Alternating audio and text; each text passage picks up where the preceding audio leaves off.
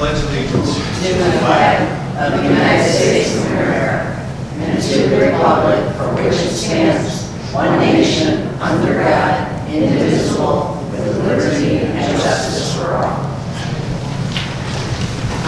Clerk Gilamas, can you call the roll? Highway Commissioner Kazmierczak. Here. Assessor Moreland Cry. Here. Clerk Gilamas here. Supervisor Moran. Here. Trustee Jones. Here. Trustee McKenzie. Here. Trustee Caraboda. Here. Trustee Sweeney. Here. All right. First order of business is, we are going to call Linda Santrella and Sandy Bowen up, and we were very generously, and Caroline, I apologize, come on up.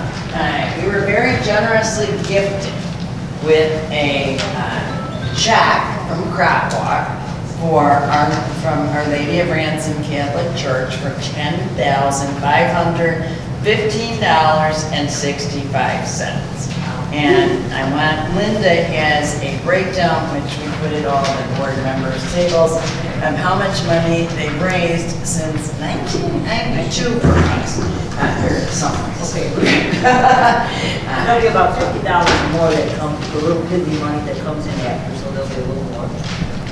And the reason it's Our Lady of Ransom Catholic Church is that's the agency it has to go through because that's a 501c3. But it's from all the people who walk in the Ground Rock sponsor. All right. We broke off from Great Northwest Walk in 1992 because people thought that was like Norwood Park, and people said if you had it in your own area, maybe more people would walk. So we became the Niles Park Bridge Walk. So it's been 28 years since then. In the 28 years, we've raised $636,481.83, and a quarter of that goes to you guys as the designated agency, which comes to be $159,120.46.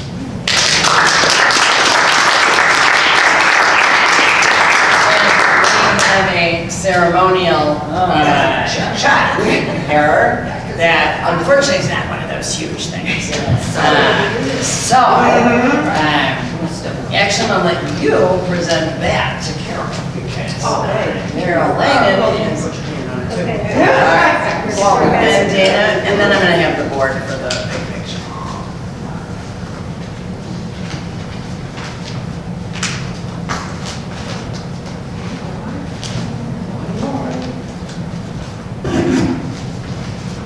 All right, now, if everybody could join me.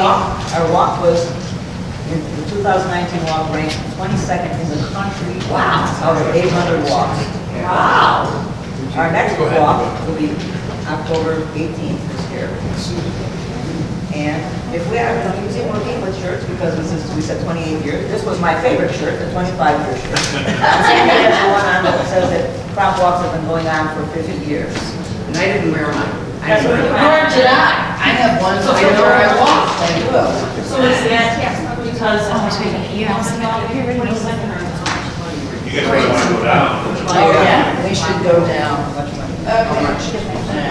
Okay. No falling. Careful, no falls. That is already heard. We got Susan waiting. Yeah. All right. And hold up, where's the ceremonial? Okay, let's hold it. All right.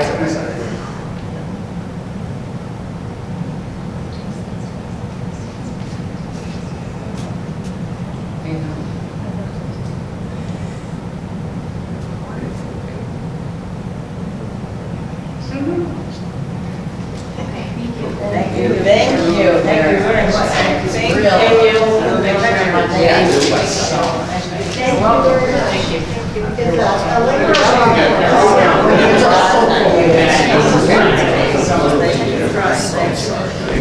We want to thank everybody who participates in Crop Walk. It is a labor of love. Yes, it is. And these two young ladies have been, oh my God, these two ladies, they have been instituted. There's a cream of the crop.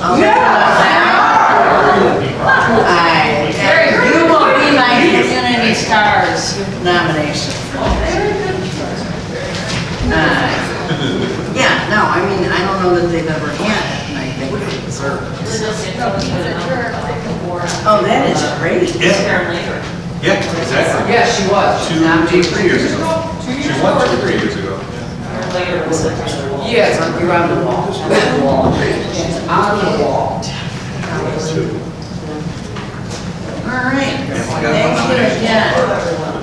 Thank you. Thank you and drive safe.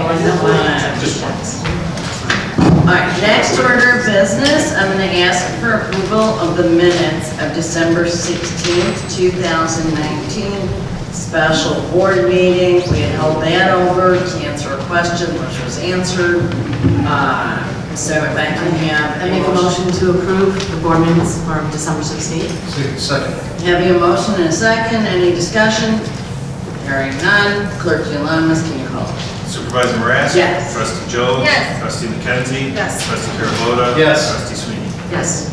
And now we ask for a motion for approval of the minutes of the January 28th, Motion to 2020 approve bill the pay. minutes of the January 28, 2020 bill pay review. Second. Having a motion and a second, I do think there is some discussion. Trustee Sweeney? Yes, it's just a simple addition, the sentence, after it said the amount should be reduced to $5,000 for the capital fund parking lot engineering fees, confirmed by Supervisor Marasco. We had thought that was Right. fine. So, I had a memory that the 5,000 included coming to the board meeting, and I was incorrect. It included coming to bid opening and some other things, and then the 1,500 was hourly. It was requested by another trustee, and I don't know which one, for them to come to the board meeting. So they offered to split the difference, which I think is a just and fair solution, and will be refunding us $350. And that was my responsibility. I would second that. Okay, great. So having a motion, amended motion, and amended second, any further discussion on the minutes? So we're just adding the comma confirmed by Supervisor Marasco Yes. after parking lot engineering fees. Only. That's fine. Clerk Yolamas, do you want to call the roll? Supervisor Marasco? Yes. Trustee Jones? Yes. Trustee McKenzie? Yes. Trustee Carabota? Yes. Trustee Sweeney? Yes. All right, so now can I have a motion for approval of the minutes of the January 28th, 2020 board meeting? Motion to approve minutes of the Maine Township Board meeting, which took place January 28th, 2020, as presented. I'll second that motion. Having a motion and a second, any changes, additions, corrections? Hearing none, Clerk Yolamas, quickly call the roll. Supervisor Marasco? Yes. Trustee Jones? Yes. Trustee McKenzie? Yes. Trustee Carabota? Yes. Trustee Sweeney? Yes. All right, can I have a motion for approval of the general assistance expenditures? Motion to approve payroll for pay dates of February 7th, 2020 and February 21st, 2020. General assistance checks number 52505 through check number 52562 in the amount of $43,000. For general assistance. Oh, okay. We made it all. Start over, sorry. Okay. All right. All right. Scratch that, but I'll start over. Motion to approve payroll dates for pay dates of February 7th, 2020 and February 21st, 2020. General assistance checks number 57502, written under general town fund in the error in the amount of $7,500 for a total of $51,393.39. And want to make a note that this check will be deducted from the general fund, town fund payments for February 20th. And I'll second that. Having a motion and a second. Any further discussion? Hearing none, Clerk Yolamas, can you call the roll? Supervisor Marasco? Yes. Trustee Jones? Yes. Trustee McKenzie? Yes. Trustee Carabota? Yes. Trustee Sweeney? Yes. All right, so now can I get a motion for approval of the road district expenditures? Motion to approve payroll for pay dates of February 7th, 2020 and February 21st, 2020, and road district checks number 21224 through check number 21259 in the amount of $161,980.85. Second. Having a motion and a second, is there any discussion? Hearing none, Clerk Giovanni, can you call the roll? Supervisor Moran? Yes. Trustee Jones? Yes. Trustee McKenzie? Yes. Trustee Carabota? Yes. Trustee Sweeney? Yes. So I'm going to make a motion to approve payroll for pay dates of February 7th, 2020 and February 21st, 2020, and general town fund checks 57502, check number 57589, minus check number 57502 that we just, I'm sorry, I had the wrong number there. No, good. 57502. Oh, yeah, I'm sorry, minus that. For the total amount being $340,158.74. Yeah, that is correct. Second. All right, having a motion and a second, is there any further discussion? Hearing none, Clerk Giovanni, can you call? Supervisor Moran? Yes. Trustee Jones? Yes. Trustee McKenzie? Yes. Trustee Carabota? Yes. Trustee Sweeney? Yes. All right, and now we have public participation. Do we have any public participation? Step right up. You go. Actually, wait, the lady. That's okay. That lady. You go. He's right Okay. there. Just tell us your name and the town.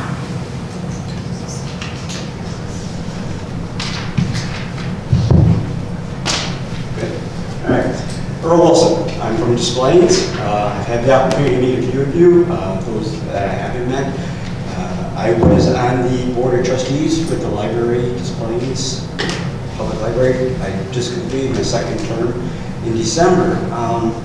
One of the things that I wanted to bring up is, as a board member, so both in public, helping the public, and both in private, in my career, I've had the opportunity to be responsible for budgets that were several millions of dollars. The budget, specifically at the Des Plaines Public Library, we never had a reserve that would go beyond, the key phrase here is a few months. I've sat in this room for also a few meetings to understand that there is a reserve that goes beyond a few months. I know that you have an agenda item tonight talking about abatement. That's excellent to put money back into taxpayers' hands, but what's even better is not to take it out of their hands in the first place. To look at your levy and make it actually be what you need to take from taxpayers. Not take more and try to figure out if you can spend it, and then when you can't, be forced to give it back.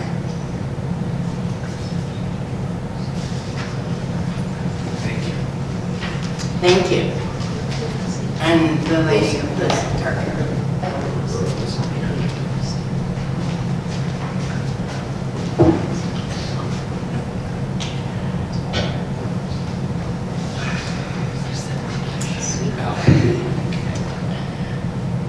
My name is Annette Austin. I'm a proud wife, daughter, sister, and mother of two lovely dogs. I've been an active member of the Niles community for 27 years. Many do not have to agree with what I have to say right now because I believe everyone is entitled to their own opinion. As a 30-year-old businesswoman and athlete, I have faced my own challenges climbing the equal opportunity ladder of life, just like many individuals before me. Over the years, I found my voice, discovered my strength, understood my purpose, accepted my failures as life lessons, and fully embraced who I am as a business professional. How? Well, I found my voice because of my father, David Carabota, has taught me that the loudest roar isn't always the strongest, but your roar should be impactful while reflecting truth. My strength was distilled in me by my father, reminding me that I can do anything I set my mind to. Over the years, I have found that my purpose is to help others as I watch my father defend, support, and believe in those who seem to think that they don't have a voice. The first thought that I would have when I trip and fall are his words of encouragement to not only get back up, but to keep moving forward while examining my mistakes so I can learn from them.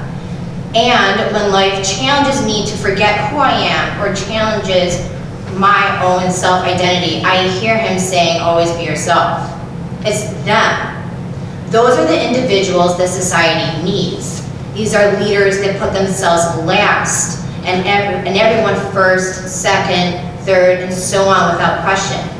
We need to redirect our focus and our attention to the greater topics at hand that need to be addressed. I'm here as a member of the community that isn't scared to speak their mind on what I've been observing in the meetings partaking in 2019 that is now pouring over into 2020. I am not alone having these concerns. I've been attending these township meetings as well as watching them online for some time, and I have never attended and witnessed a more dysfunctional environment for business to be conducted in the behalf of the people who reside in the communities that you represent. There are those who reflect the title and position well, that reassures promise and positive growth for the communities. There are some who create distractions in hopes of having certain topics to be forgotten, and those who tend to only participate by seconding a motion while having constant lack of participation. It is obvious that there is a clear division between members due to strong opinions. I mean, come on, it is bound to happen as politics. I have asked the public before to recognize the behaviors and actions of the board and how they represent their character. And I ask you once again as these meetings proceed in 2020. It is apparent that common sense is lacking in this day and age, which is now creeping into these meetings. You were elected to fill the seat before us to not only answer the hard questions, but to support and submit evidence of actions in your position of power without question, especially when it comes to being financially responsible with taxpayers' money. You all hold a title of professionalism outside of these meetings, separate away from the township responsibilities. However, only a few carry the act of professionalism into these regular scheduled meetings. And I question those who do not, but still see themselves sitting in a higher chair, not needing to give full and truthful answers. Members of the board and those associated with the board. And if you do sit on this higher seat based on title, then the level of professionalism needs to exceed the highest expectations of the voter who elected you to sit in that seat. You not only work for the people, but you answer to the people, because you wouldn't be where you are right now if it wasn't for the people. And I do believe that the automatic answer of no is not an acceptable response when discussing the issue of abatement. One of the responsibilities is returning taxpayers' money to the taxpayers that is simply not needed. If you aren't aware, we are in a state of emergency. Families of all race, ages, social backgrounds are leaving Illinois. In fact, I was and still am one of those people who debate every day if staying in my home state is worth the stress when it comes to the cost of living as it pertains to property tax. By returning these monies will not only help the Illinois economy stay afloat, but it'll help the financial crisis for those families that fall under the Maine Township jurisdiction. I just have a quick response that this is just wrong. Just saying no. I'm giving you Not is wrong. Those who want to over-prepare for a meeting ahead of time are criticized. Those who want to have questions or want resolutions are silenced and lectured. These are only behaviors of board members that are also employees. Listen, I breathe the air of the real world, and the real world says that you have homework to turn in. Everyone has homework to turn in. Not you, not your parent give excuses, okay? The real world says you fail your class, okay? And what do? You need to take a step back and take a hard look at yourself, whether or not you are still equipped for this role. And in my real world, I ask the people to ask them to turn in their homework and to grade them appropriately. And don't cheat yourself, okay? Community, everyone has a voice, so voice it. Thank you. And just so everybody knows, we have a policy of 5 minutes. It was a little over, so just for anybody else, I'm gonna give you a little over. Anybody else? Okay, that was unnecessary since there is nobody else. All right. First order, next order of business is the OEM. We had an acting director, John Bennett, and we are going to make him the director. There will be no change in salary, no change in hours. If you can just stand so that everybody can.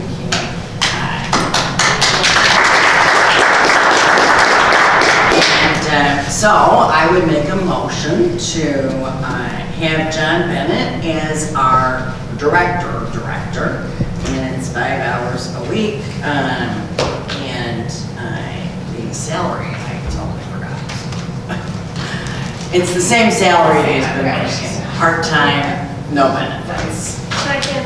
Motion and second, is there any discussion? Hearing none, clerk Jelinek, can you call the roll? Supervisor Moraz? Yes. Trustee Jones? Yes. Trustee McKenzie? Yes. Trustee Carabota? Yes. Trustee Sweet? Yes. Thank you, John. Congratulations. And welcome aboard again. Congratulations. And your first order of business is to make sure there's not 10 inches of snow in the parking. No. All right, so the next order of business, as I had mentioned at last month's board meeting, we had a resignation of the assistant director position in Mainstay, and that was a woman named Anna Lanka. So it was posted, and we interviewed 3 people, and I am pleased to have a unanimous decision left it mostly up to Reg Lyons, who is our webmaster also, because she will be his assistant. The person who is being proposed had to go home sick with the flu, and that's Naomi Bowman. And you have her resume as well as cover letter online. It is a policy of the township where applicable, all things being equal, to hire from within and to hire a resident of the township if that is possible. All 3 candidates were residents of the township. Naomi has been with Mainstay and had actually done Anna's job while Anna was on maternity leave, and also while she was on a special leave in November. So with that, I would make a motion to hire Naomi Bowman as the replacement Mainstay assistant director position at $51,000 a year effective tomorrow. Second. Having a motion and a second, is there any questions, discussion? Now, also this saves $7,000. So, that's always a good thing. Clerk Jelinek, can you call the roll? Supervisor Moraz? Yes. Trustee Jones? Yes. Trustee McKenzie? Yes. Trustee Carabota? Yes. Trustee Sweet? Yes. All right, next order of business, where is Mike Simon? I have to get him off. All right. This is old business, capital fund discussion. All right. Oh, there he is.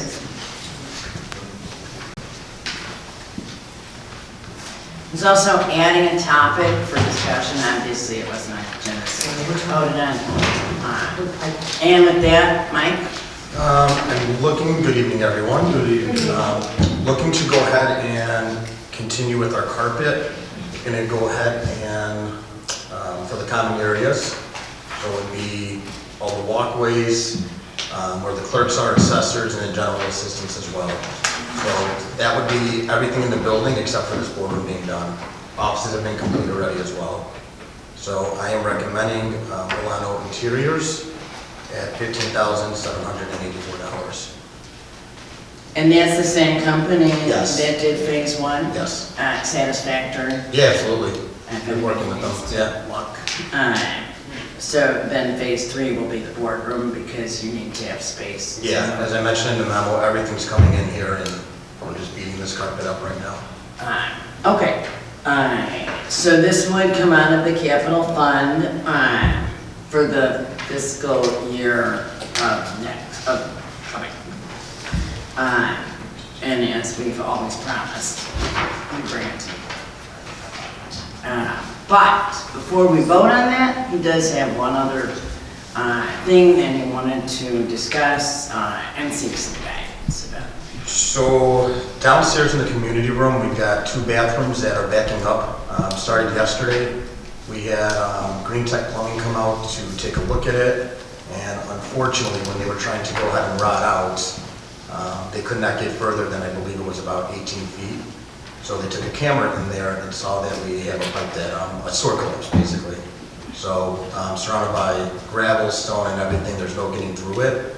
So I was able to go ahead and get an estimate from them for $9,800. Again, this just happened, so I wasn't able to reach out to other companies or anything like that, if that's what the board would like me to do.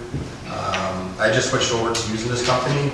They seem reliable and pretty trustworthy, but at this point, I mean, we got programs that go on down there, so I don't know if you guys... So the basic thing was it was an emergency. It is. Because our next meeting will be a special board meeting, we're going to be voting on this later, of March 16th. And I do recall the board saying that they would provide in emergencies. And I know we can't vote on it because it wasn't on the agenda. So I'm just thinking guidance as to if we go ahead with this, is that okay? Basically. And then we would put it on the March 16th. Yeah, you put the payment on March 16th. Correct. Right. Correct. Trustee McKenzie. Do you have an opinion, based on your position and your experience, is the 8,900 a fair estimate? It's 9,800. Oh, 90. 9,800. Yeah. From looking into it and even talking with a few other people, it does seem fair. If I could comment on that too, I deal a lot with that in my line of work, and that actually seems very reasonable for a commercial replacement of a sewer. Mine cost $14,000 to rent the office across the street. So I think it's, I mean, just based on my experience. In the past, when I first took over this position, I was using a different company that we used for quite some time here, and I just wasn't big on them based off pricing and other things being said. So I did decide to switch to this company, and so far I haven't really had any issues or complaints. So that is where we stand. So I don't know, like I Well, said. so the question is, do you guys want them to get 2 other estimates? Can I add something? We Sure. have several senior programs that are taking place in the community room in the next couple of weeks, where the seniors do use those 2 bathrooms. Not that there aren't other bathrooms in the building that they can use, but obviously it's more convenient with bathrooms off of the community room. So, it will be, bingo, several different programs. After 5 o'clock with, I know Maine State has some programs Right, down there with kids. That's true, we everything too, mentoring. so. So the sooner we can get this passed, it would help us. Okay, so I think you have your answer on that without it being voted on, or discussed. I mean, it's an emergency. Trustee Sweeney. I don't think it would hurt, you could probably get an estimate in a day, from a couple companies. Just- That's fine. Just to see, because there Sure. might be other things that they see, Right. camera work or whatever, but Okay. certainly sounds reasonable from what you described. It seems like it, but I'll at least get another company out here, and Most companies, if they run a camera, they're gonna charge you for it. they will charge it, definitely, I'm sure, come out. We would have that fee. I don't think anyone would come out and just do it for free. So did they charge you already? I don't have a price on it from calling them yesterday, but yeah, just to come out, I'm sure that there is a charge. Well, because they were. Now that charge Yes, falls under they're my on. emergency Yeah. authority. Did that estimate include that charge? But the full charge. No. That's probably. The estimate I have is just to go ahead and do the work that's out there. Okay, so the estimate he got didn't include the charge to do the camera work that he already did? Right, but So that would be. that would fall under Yeah. my, that I was okay with because it was an emergency and it falls under my spending authority. Do you have documentation of the camera work that he did? Do you have pictures or something that you could show the other companies and say, if this were the concern that I don't have any, he didn't get? no. We were I don't able think to- they give that to you No, we unless were- you hire. Right, we were able to go ahead and see it for ourselves, but we don't have any documentation or anything like that that they went ahead and provided pictures or anything. And what's the name of the company? I'm sorry. Green Tech Plumbing. All right, so let's take a vote on the carpet thing, which is on the agenda. Clerk Jalamis, can you call up? What's it called? Green Tech Plumbing. Green Tech, and, I would get the amount of money that they're going to charge for the camera First. too. Okay. So that, you know, if you do call somebody else, you can ask them Okay. what they charge for that. yeah, that's a good idea. Sure. Yeah, I mean, if it's like Let me see, yeah, let me see what it is for someone to come We're out. going to have to pay that for that either way. Right, you'll pay for somebody- Green Tech and then someone else. Let me see what the price is. So, am I correct also, can you ask Green Tech, because typically, when, at least when I've done it, and maybe Clerk Jalamis can have a say on this, but typically the camera work would be deducted. I would think so, and that's From something the that I whole talked to them about. contract. Yeah. So that's If what I you asked them. use that company. Yes. Yeah, Yeah, you So, can ask that question, With see every- if you thought it was not. with everything that just happened so quickly. Right. right. You know, we just kind of did what we had to do just to go ahead and, Well, especially because we're having precipitation. Yeah. And we're gonna have more, so. There's also value though, in that you know the company, they'll stand behind their work, they'll warranty it. right, of course. That's a benefit too. Right. Alright, okay, so I think we're in agreement how to proceed on that, and I'll roll on the carpet. Supervisor Moran? Yes. I don't see a motion.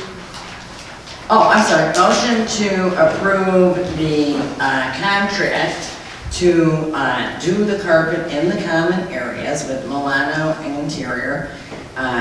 That would be coming out of the capital fund in the amount, Mike, of? $15,784. Second. Having a motion and a second, is there any further discussion? Hearing none, Clerk Jalamis can call. Supervisor Moran? Yes. Trustee Jones? Yes. Trustee McKenzie? Yes. Trustee Carabota? Yes. Trustee Yes. All right, thank you, Mike. Thank you, Michael. Thanks, Mike. All right, next order of business is two resolutions that keep us running.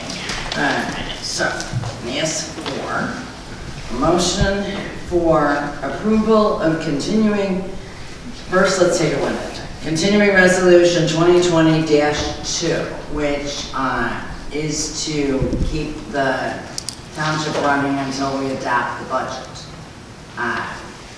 I can waive the reading, I can read it, it's short.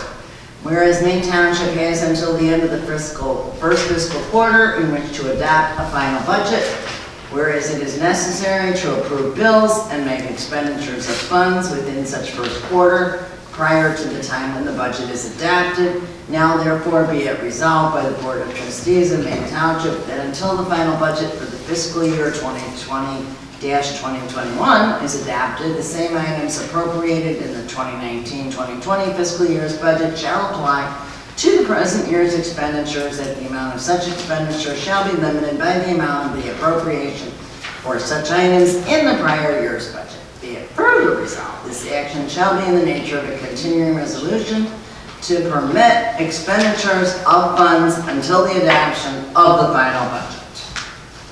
Second. Have a motion and a second. Is there any further discussion? All right, Clerk Jalamis.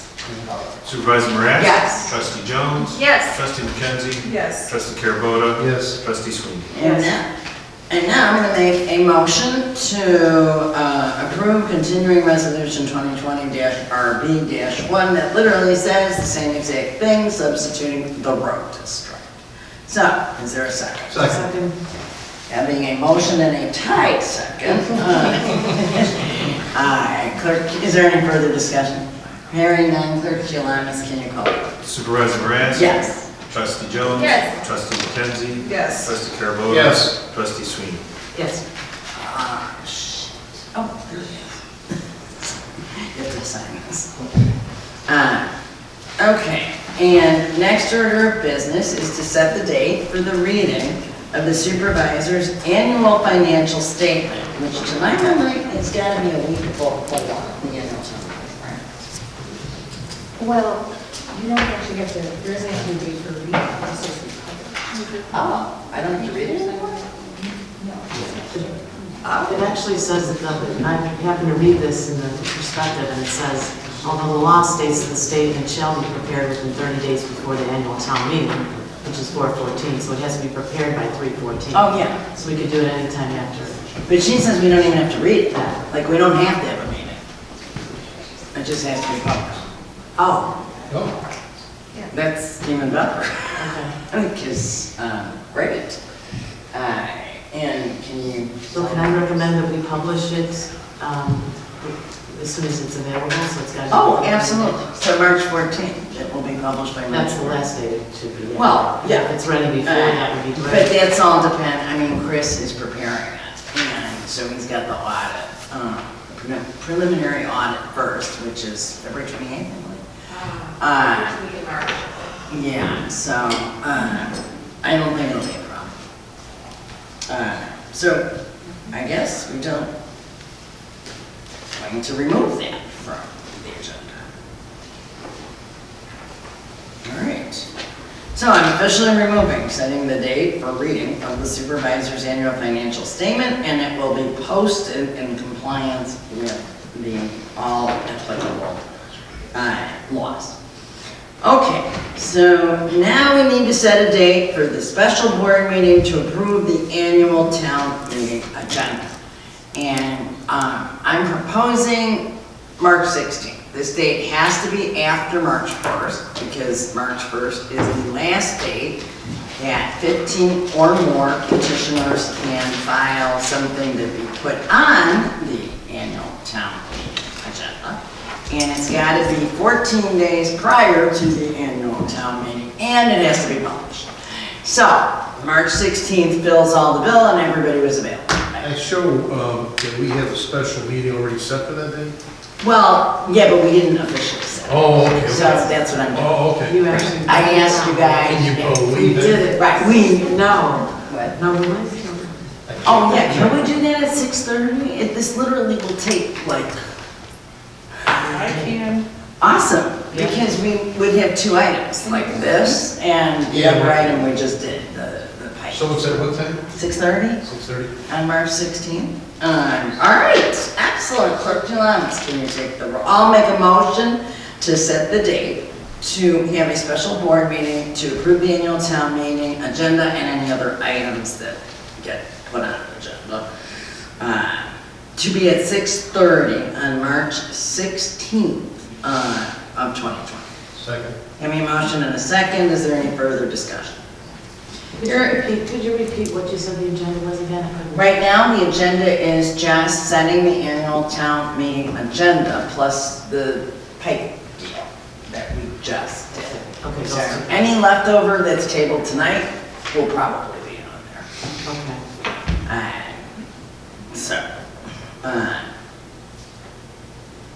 Okay.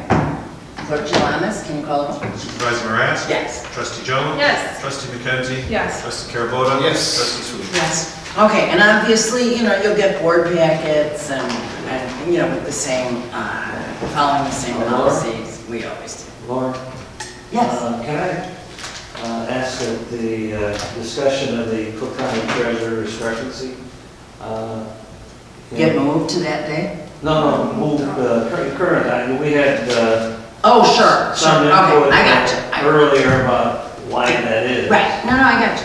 And I just want to know No if there's problem. going to be any All further right. discussion of that, or whether everybody's satisfied. Okay, With the so, answers we right, have. because the next two things are gonna, okay. So, I'm gonna move up for the highway commissioners, because he has to go do his job. I'm salting roads.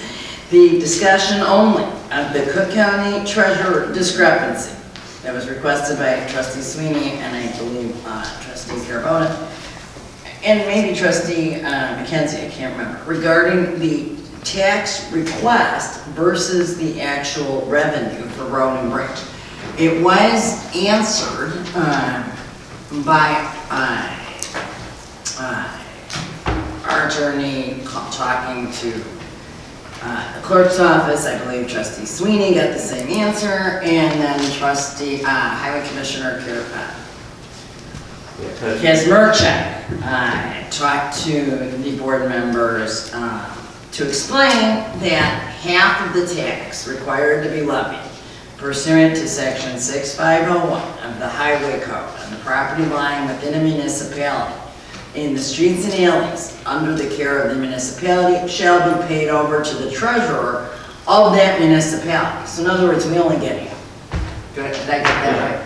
Yeah, a simplified version is that I was told, if you have a township and less than half the roads in that township are in the unincorporated area and under your responsibility, you have to split the general road fund 50-50.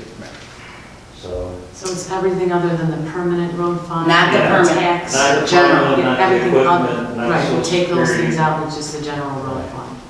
And in essence, the general road fund handles all the administration costs, the repair of equipment, salt and gasoline purchases, the wages for the winter months, including overtime, tree replacement and trimming.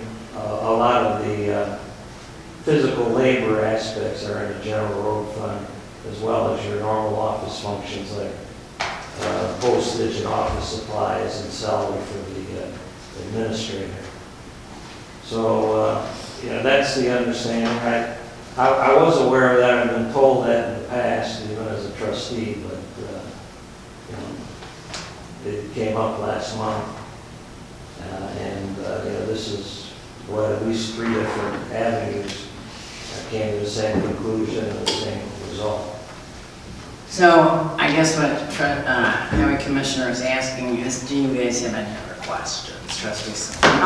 As a result of the forwarded email that we got from the Carrie Lynn received from Margaret Silligan, who is the Director of Real Estate and Tax Services, I emailed her back just to get some clarification on that, and I just wanted to share that with you, and I got this today, so I want to, and I will forward you the email so that everybody can see this, but I thought I would share with you what, what I asked her and what her response was to this. So she concurred that she said, and I said, as for your explanation, each municipality within Maine Township is entitled to 50% of the portion of the corporate fund. So I asked her what the corporate fund was because I didn't understand the word corporate. But it looks to me, in what you have said, what she said, as to your first question, the Cook County Treasurer does the distribution of property taxes to taxing districts and would be the appropriate county office. Oh, excuse me, I should say, I had asked her another question, and that's what she's answering there. That in order, so she said that, because I said, what is it that these other districts are actually in receipt of? Because I think it would be good from an accounting perspective and as a fiduciary to know that they actually receive these portions, and maybe they did or maybe they didn't use it all for the road district, if they're not, it's supposed to be earmarked, and that's what I understood the intent to be used for the roads of, if it's Park Ridge, for Park Ridge, or if it's Niles, it's for Niles. But, to see that they actually did receive these funds, because as we talked about, we levy 2.6 million, and we only received 1.9. So we're about 600,000 less than what we actually levy, is what we received. In my opinion, there's a second aspect to that beyond this 50-50 split. Prior, ad infinitum, 15 or 20 years, the suggested levy was 4.9%, just under that peak tellings. And the rule is that you only get the cost of living for that particular year. We have had 4.9% inflation probably since the 90s. So we always get less than that 4.9, and that results in a gap growing. And when you ask for the max and don't get the max for 15 or 20 years, there's going to be a discrepancy in what you ask for and what you receive.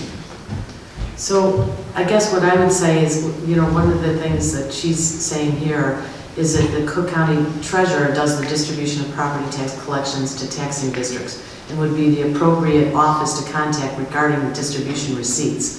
I would suggest you contact, and she gave a name, in the Cook County Treasurer's office for that information, and here's his email, so that we could actually validate that, yes, this 600,000 that we didn't receive actually did go to them.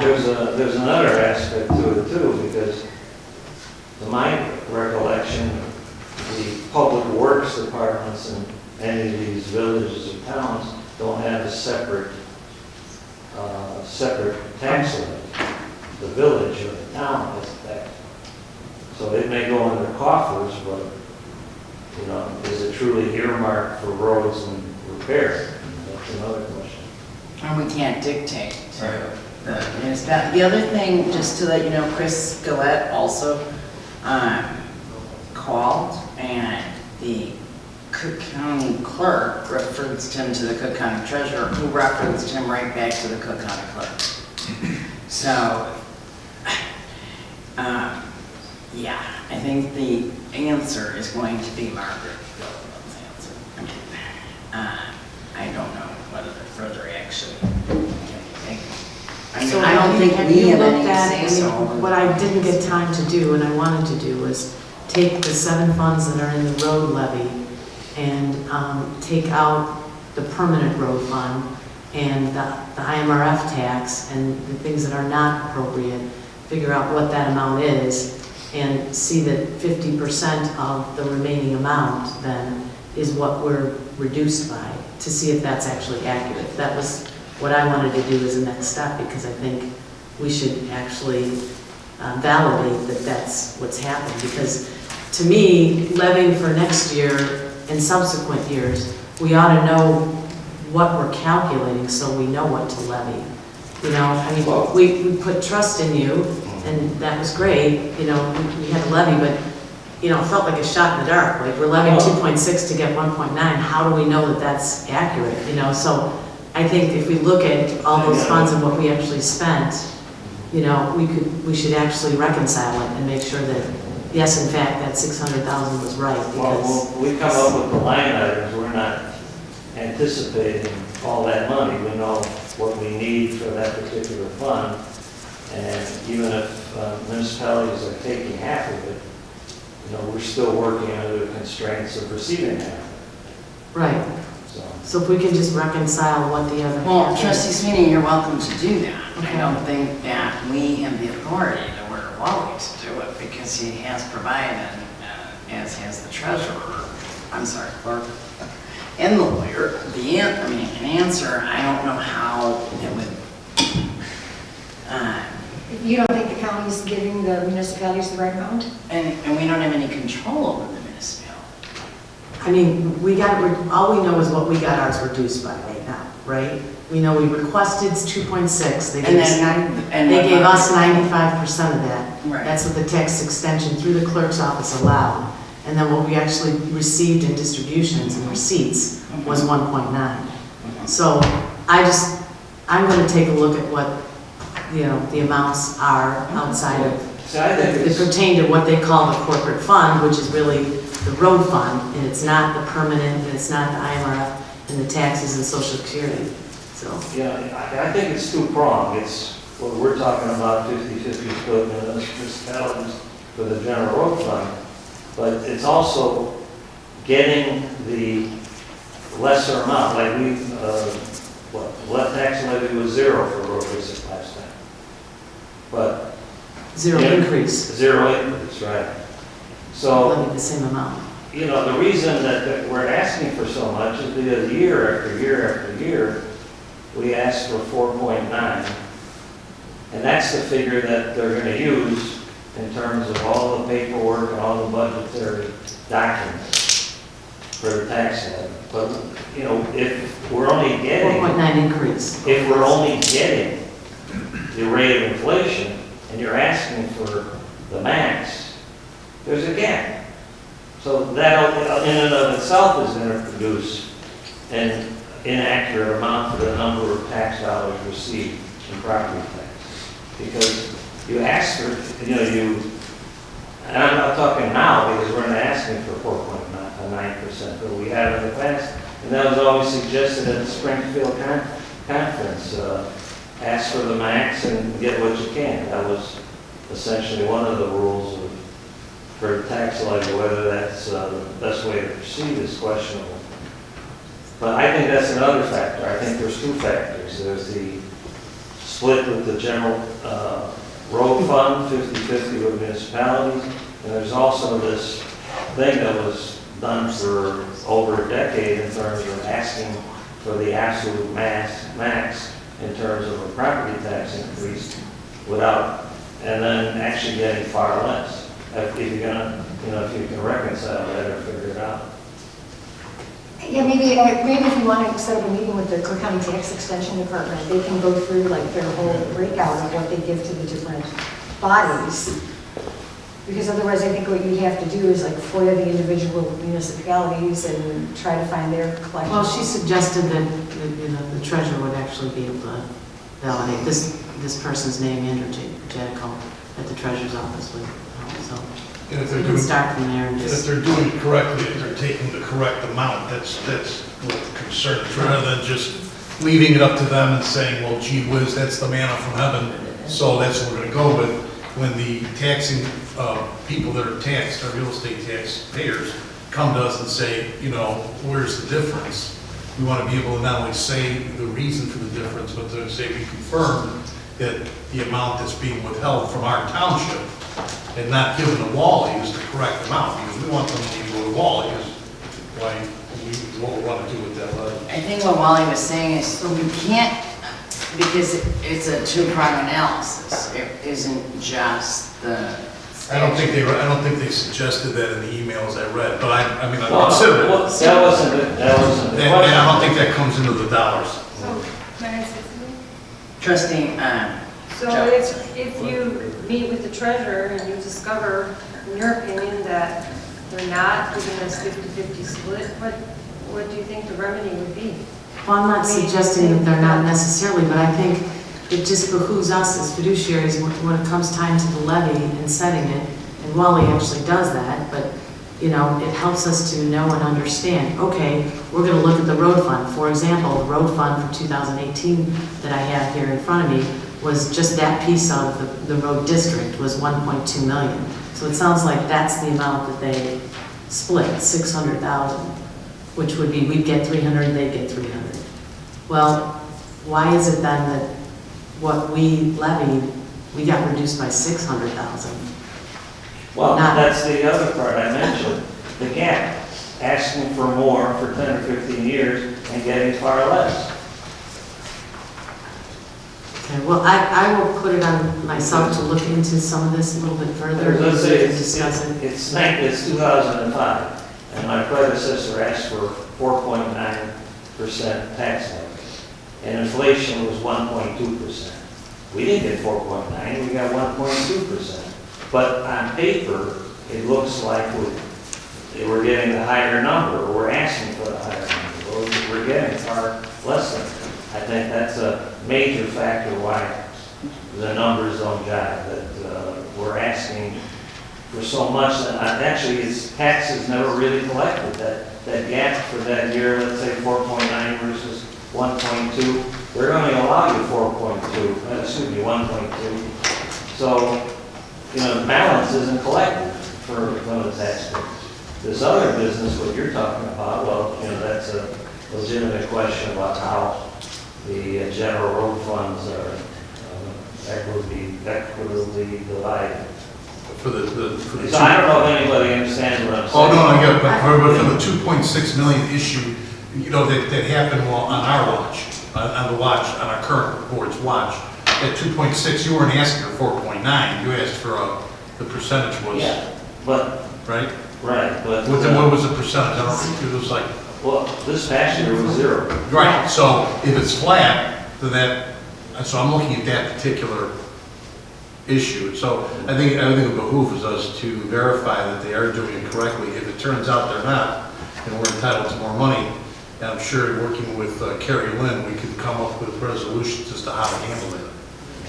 Yeah, I think the next step is I'll see what the distributions were for those 2 years, 2017 and 18, at least, and then see if that corresponds to, the splitting, because right now it's not clear to me when I look at the road fund, the road district, and the total levy of 2.6, 1.2 of that was road fund, and that would say that the municipalities would share their apportionment of of half of that 1.2. So they would share 600,000.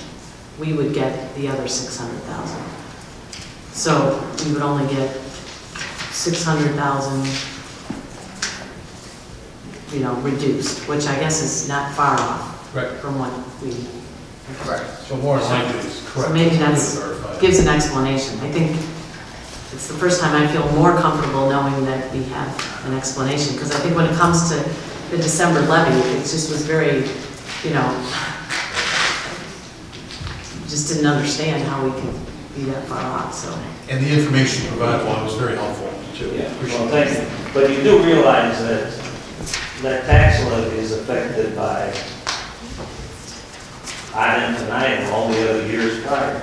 If somebody asks for a certain amount, whether you get it or not, the tax amount asked for is always going to be higher. But you won't get that amount. And as you continually ask for more, the gap grows from what you actually receive and what you actually ask for.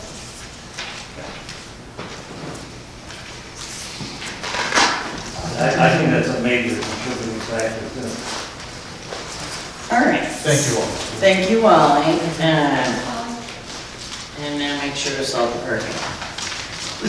Well, thanks for pushing it up. No problem.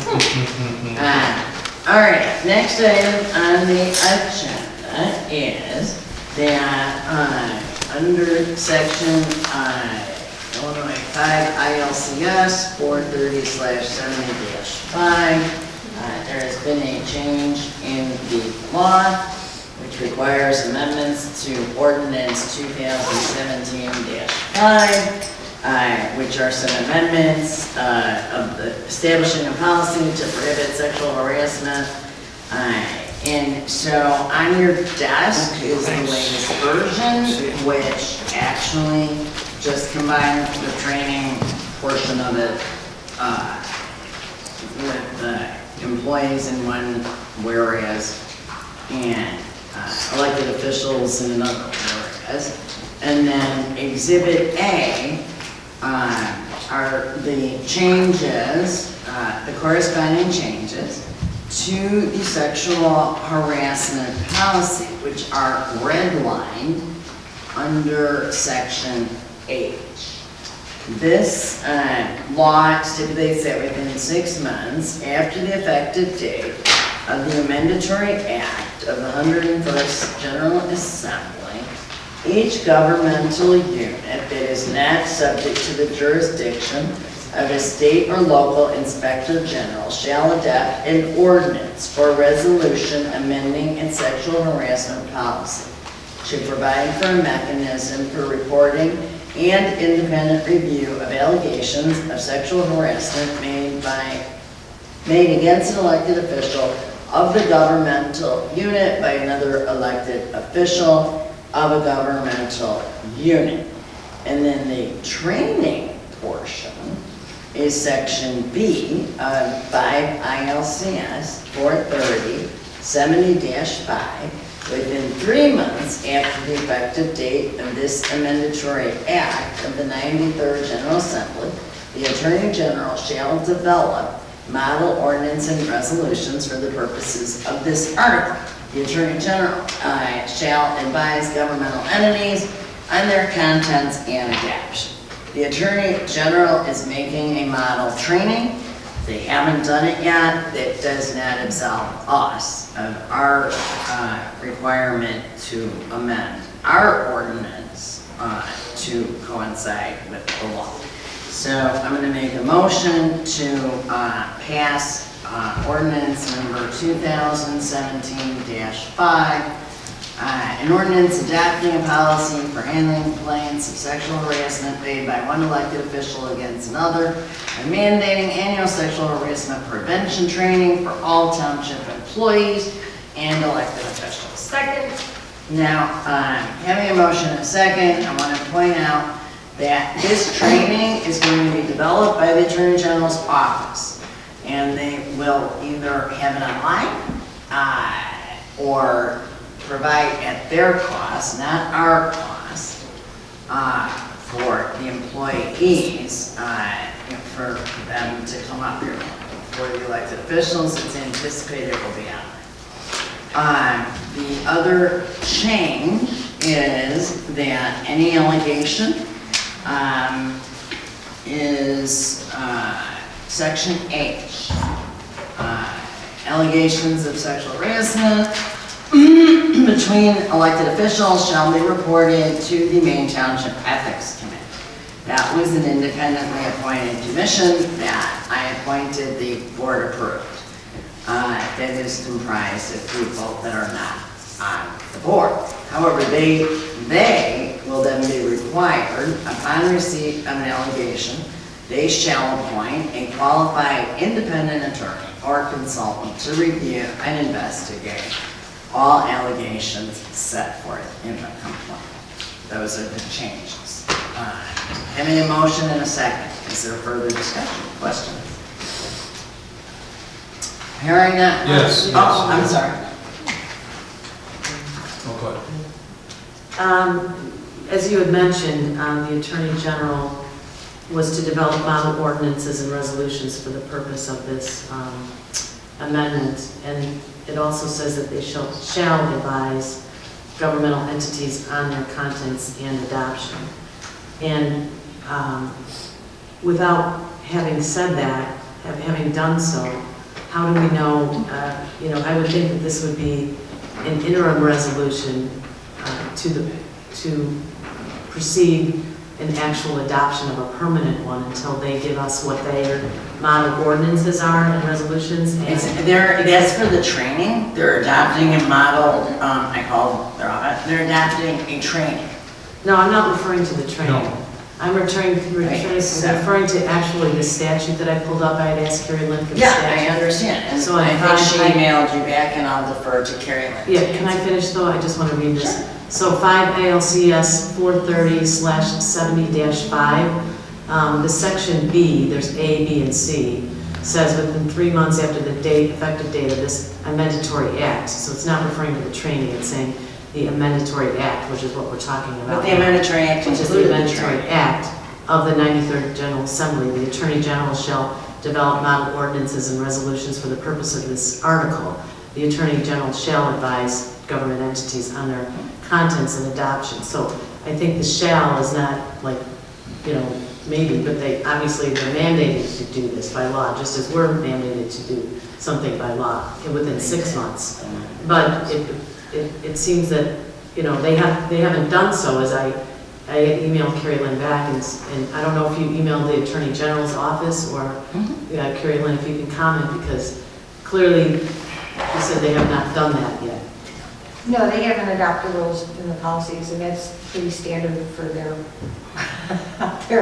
operation. We're still waiting for them to develop red flag rules. They were supposed to adopt 8 years ago pursuant to a different statute. Okay. So if they're supposed to advise us, how do we know that everything is complete in something that we do before we get their advice based on what the statute says? that doesn't say that we have to adopt a model policy. It doesn't say that we have to follow what the Attorney General does. They're just supposed to be a resource if we don't understand how to implement it, but it's pretty clear how to implement it, so. So it says that they shall advise on their contents and adoption. If we adopted something without getting the actual Attorney General's. They're not saying all public bodies in the state of Illinois have to contact the Attorney General for advice on this. What they're saying is that if people question. They're duty bound by law, though, to do it to us, to advise us, correct? That's the way I read the statute.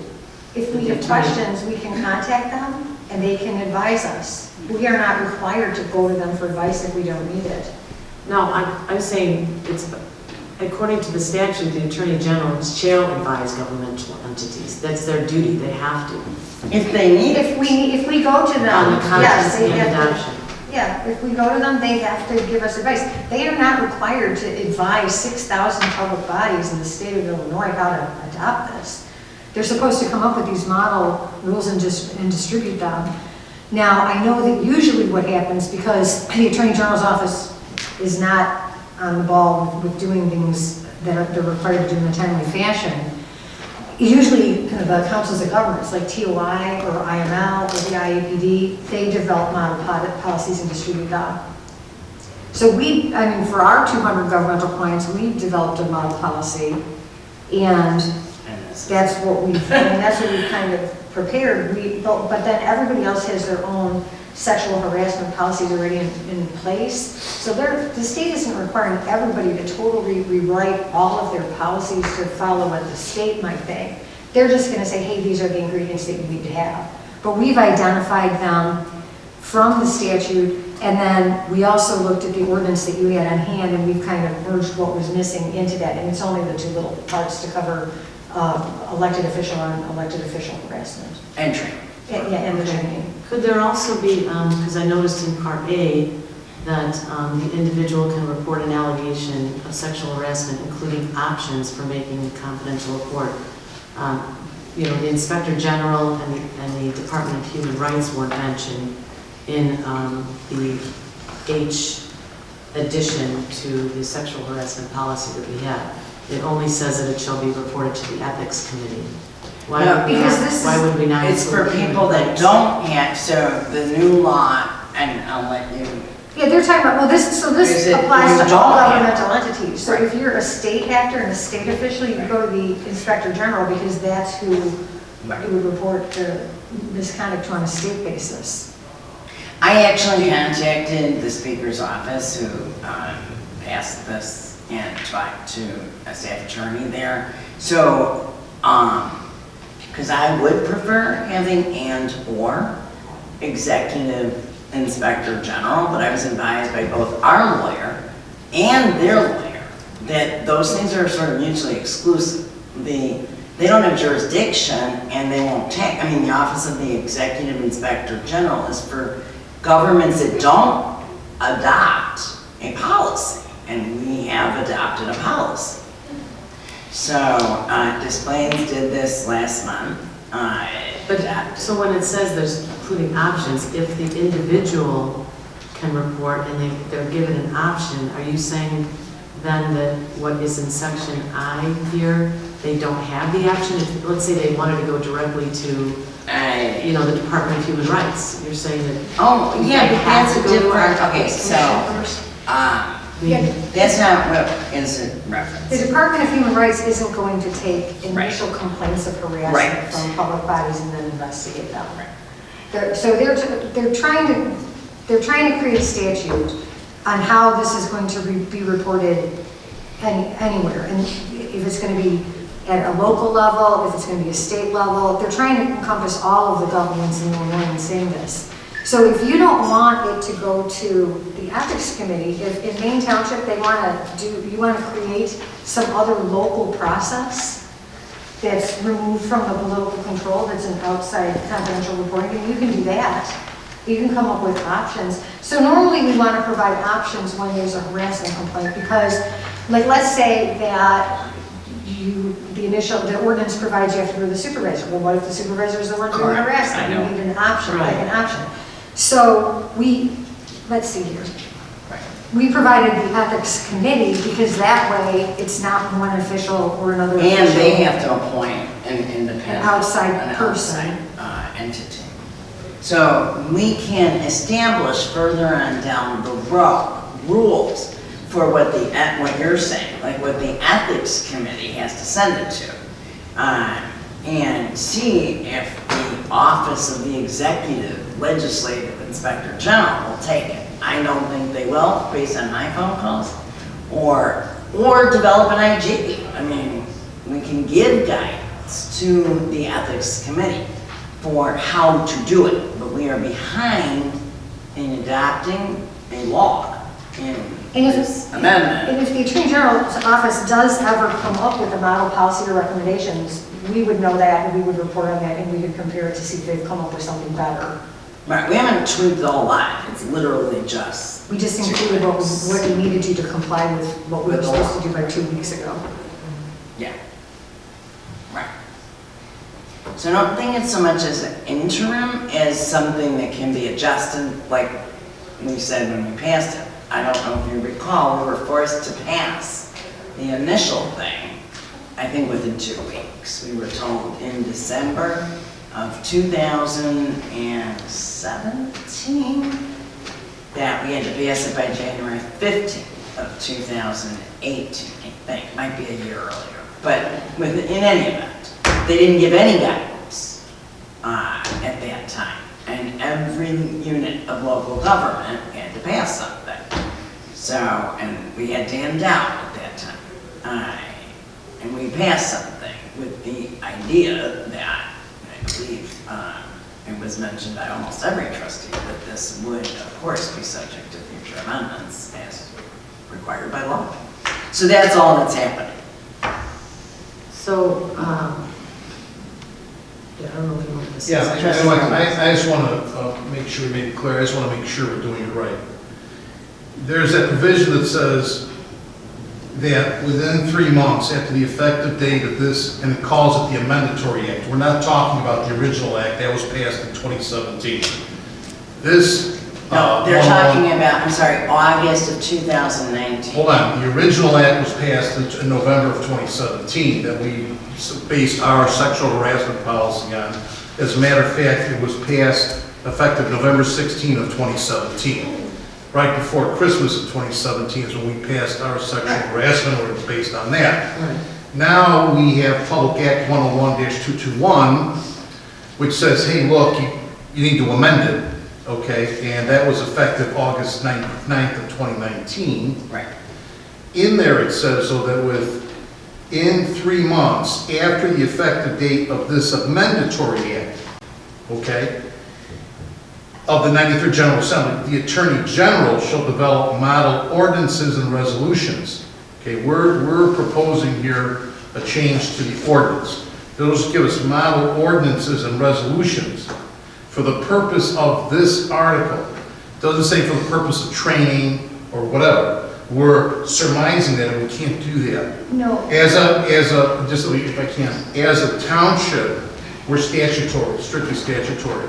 So if it's not in the statute, we don't have the power to do it. So I'm just going to raise my concern. It is in the statute though. Let me finish if I can. Okay. Okay, so it says that the Attorney General is supposed to develop model ordinances and resolutions for the purpose of this article, period. Then it says the Attorney General shall advise governmental entities on their contents and adoption. If the legal advice that we have, I intended this to you, Carrie Lynn, of course, okay, defer to you, is that the fact that the Attorney General hasn't completed, because you're indicated, as far as you know, the Attorney General has completed model ordinances and resolutions for us, the model ordinance for us to look at. That we can go ahead and do our thing, okay? And that because we haven't received any advice from the governmental entity, from the Attorney General, we can just do our thing. So if that's the first clarification I need, that we can do this, and just disregard that paragraph, because we were saying, hey, Attorney General, you blew your time period, and we got to do our thing. If that's the legal advice, that's number one. That's of a major concern. Can I respond to Sure. So paragraph B is not applicable to us at all. That's an obligation of the Attorney General to develop model ordinances and resolutions to develop to communities to adopt, because our actual obligation is under subsection A. I understand that. And there's two, well, I thought you were saying we weren't obligated to do that. We were obligated. Yeah, we have 6 months Yes. to make the amendment. 6 months from Prior to that, the Attorney General had 3 months to get their model ordinances and resolutions to us. And then we're supposed to work with the Attorney General over the next 3 months to meet our 6-month deadline. So the Attorney General hasn't done what they're supposed to do pursuant to the email we got from you. They haven't done it. So we're just going to do our own thing. And then compare it to whatever comes out eventually with the Attorney General's office, and we're able to do that. That's what I'm getting as far as legal advice, because I don't see in the statute where it says that if the Attorney General doesn't provide us with model ordinance and resolutions for us to look to when we're developing our own, and fails to advise us, that I don't see a paragraph that says we can simply proceed on our own. So as long as that's the advice. Yeah, because paragraph B is not applicable to us. It's like, if they're supposed to come up with model rules, like I said, there was this other law requiring all public bodies to adopt red flag rules to try to determine when people could engage in consumer fraud based on personal information on water bills. The state was supposed to come out with regulations related to how public bodies could enforce that, and that was 8 years ago, and they haven't done that yet. There's nothing in here that says we have to adopt the model policy, we have to consider the model policy, we have to wait for the model policy.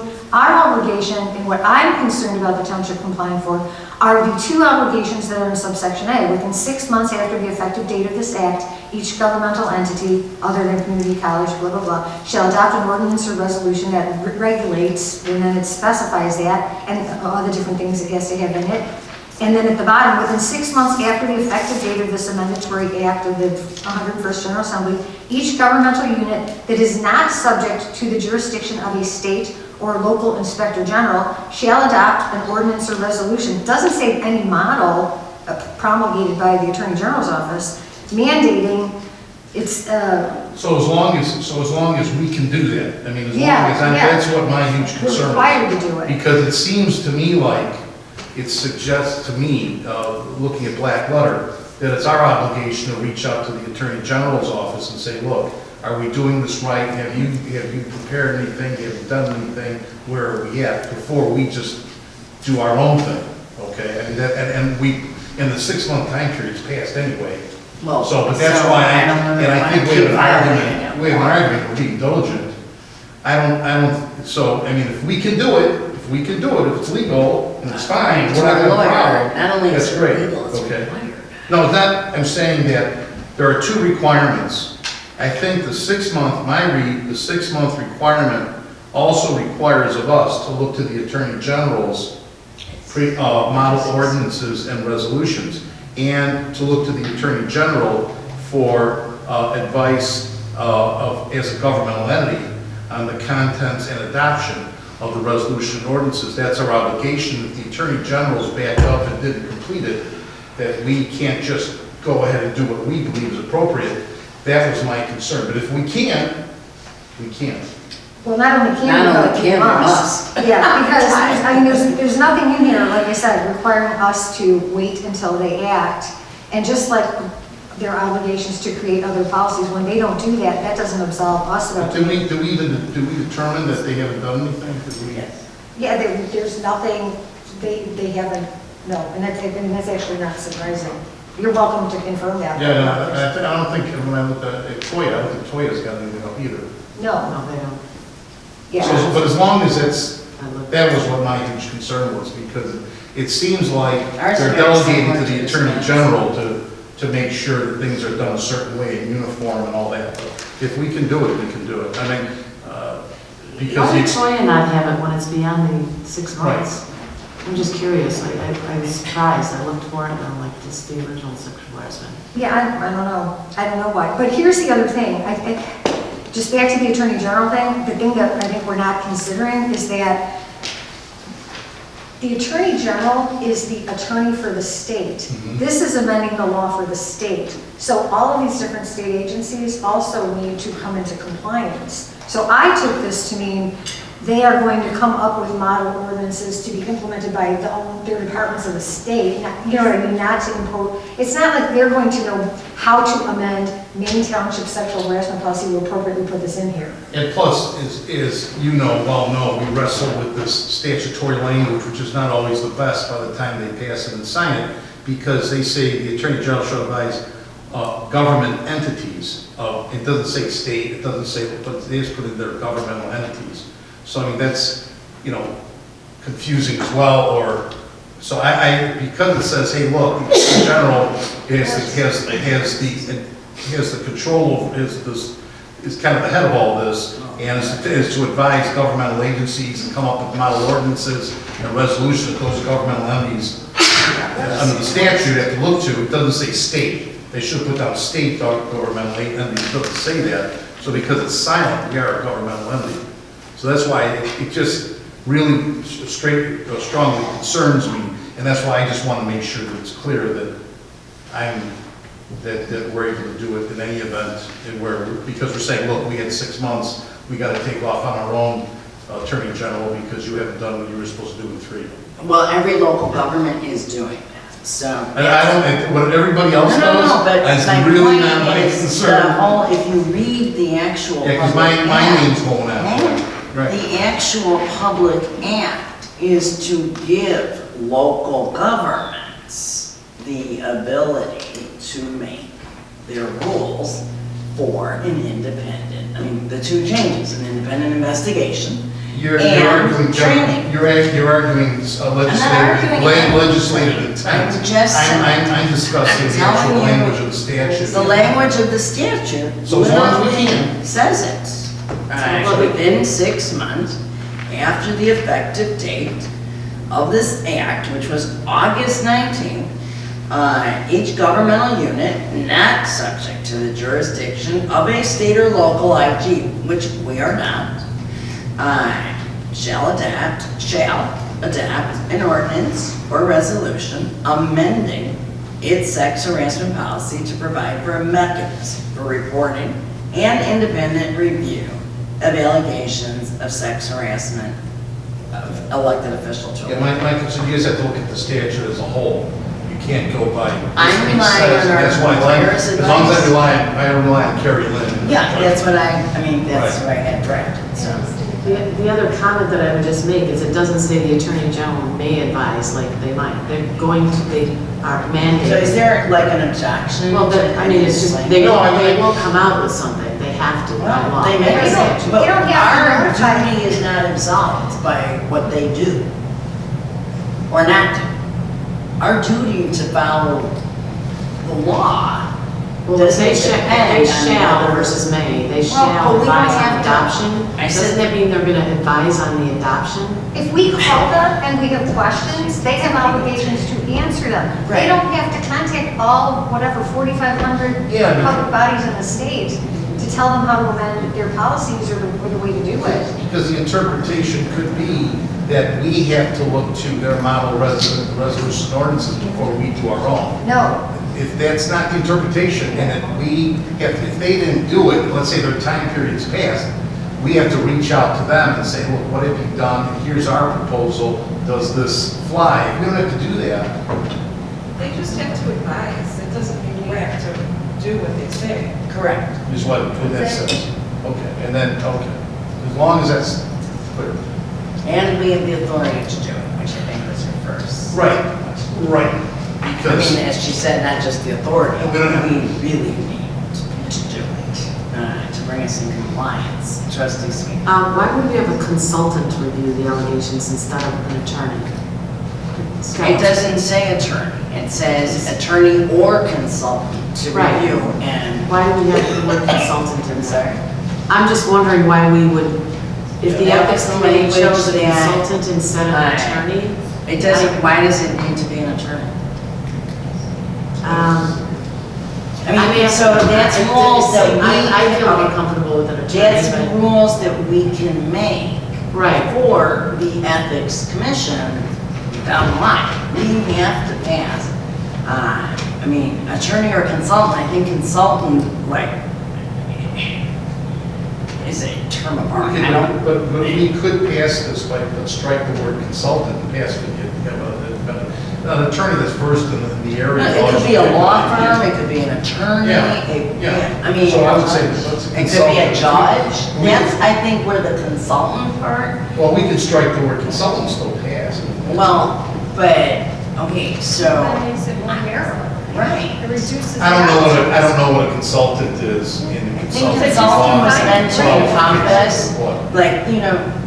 when Maine West had their allegations, they used Sergio Costa, who was a former U.S. attorney. Now, whether or not he still was actually He's a- a lawyer, he is a lawyer. He's a lawyer. Right, but it didn't, preclude a person from, I just don't think it's a big deal. I don't have any problem striking consultant, but I don't think it should just say attorney. Yeah, I I think think it- it should be, Right, I think we But should. we keep need- our I think we need options to leave it broader up rather than to, narrower. it's gotta be a qualified, independent mechanism. How's that? Yeah, so if we can all, if it means we can have a full agreement, if we struck a consultant, we can do that. Right, that we did before, right? Why is it? I don't think it's, I mean, Carolyn, I mean, I guess, I understand that it doesn't matter what. I don't think it matters either. I don't have any objections to that. I don't think it matters. I think attorney is a little bit limiting. There's a law firm, but I guess that's attorneys, so. Yeah. I don't have any problem with that. That would. I'm sorry. And thank you, by the way, thank you, Carrie Lynn, because I'm more comfortable with it. That was what my. Okay, so I'll amend my motion and ask to pass this thing, striking the word consultant. On paragraph H, the red line to paragraph. And just one other last. I'm sorry, I have to get a second. Second.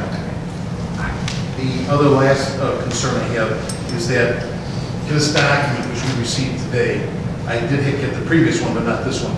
What we're saying is that this mirrors our sexual harassment ordinance that we have already, just adding though the H, which is red and underlined, and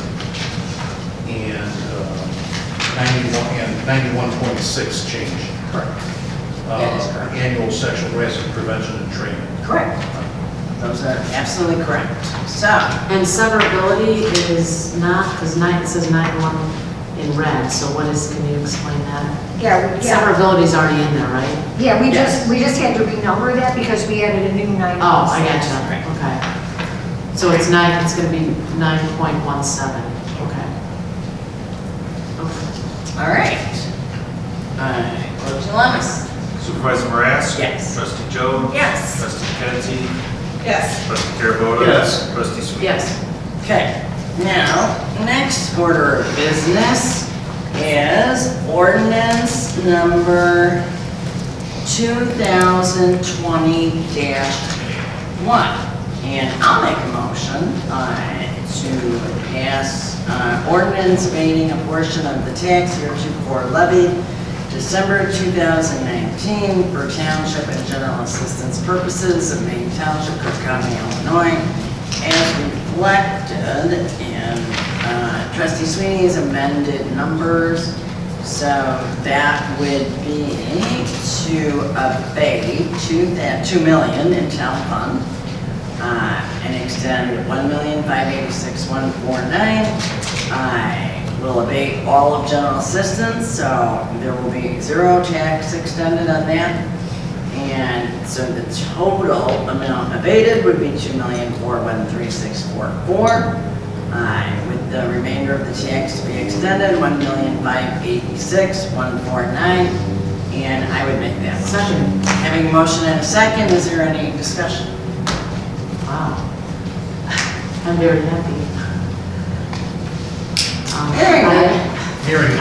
Clerk Jalamis. If we want some backup, I prepared some things to put in the board packet. That's my only addition to this. I'm sorry. I prepared and compiled information on levies and budgets to be added to the board. Okay, so we'll make that as part of the board. Yeah, just to validate why I think that's a reasonable abatement.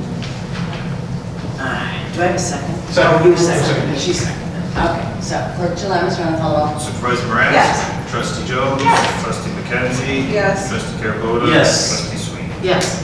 Okay, next order of business is discussion of the 2020-21 preliminary budget. And Dana, would you like to come up to the podium and just briefly, these numbers will change. We have that one mistake, so that's going to change a few things. And I think other than that, though, it's pretty close.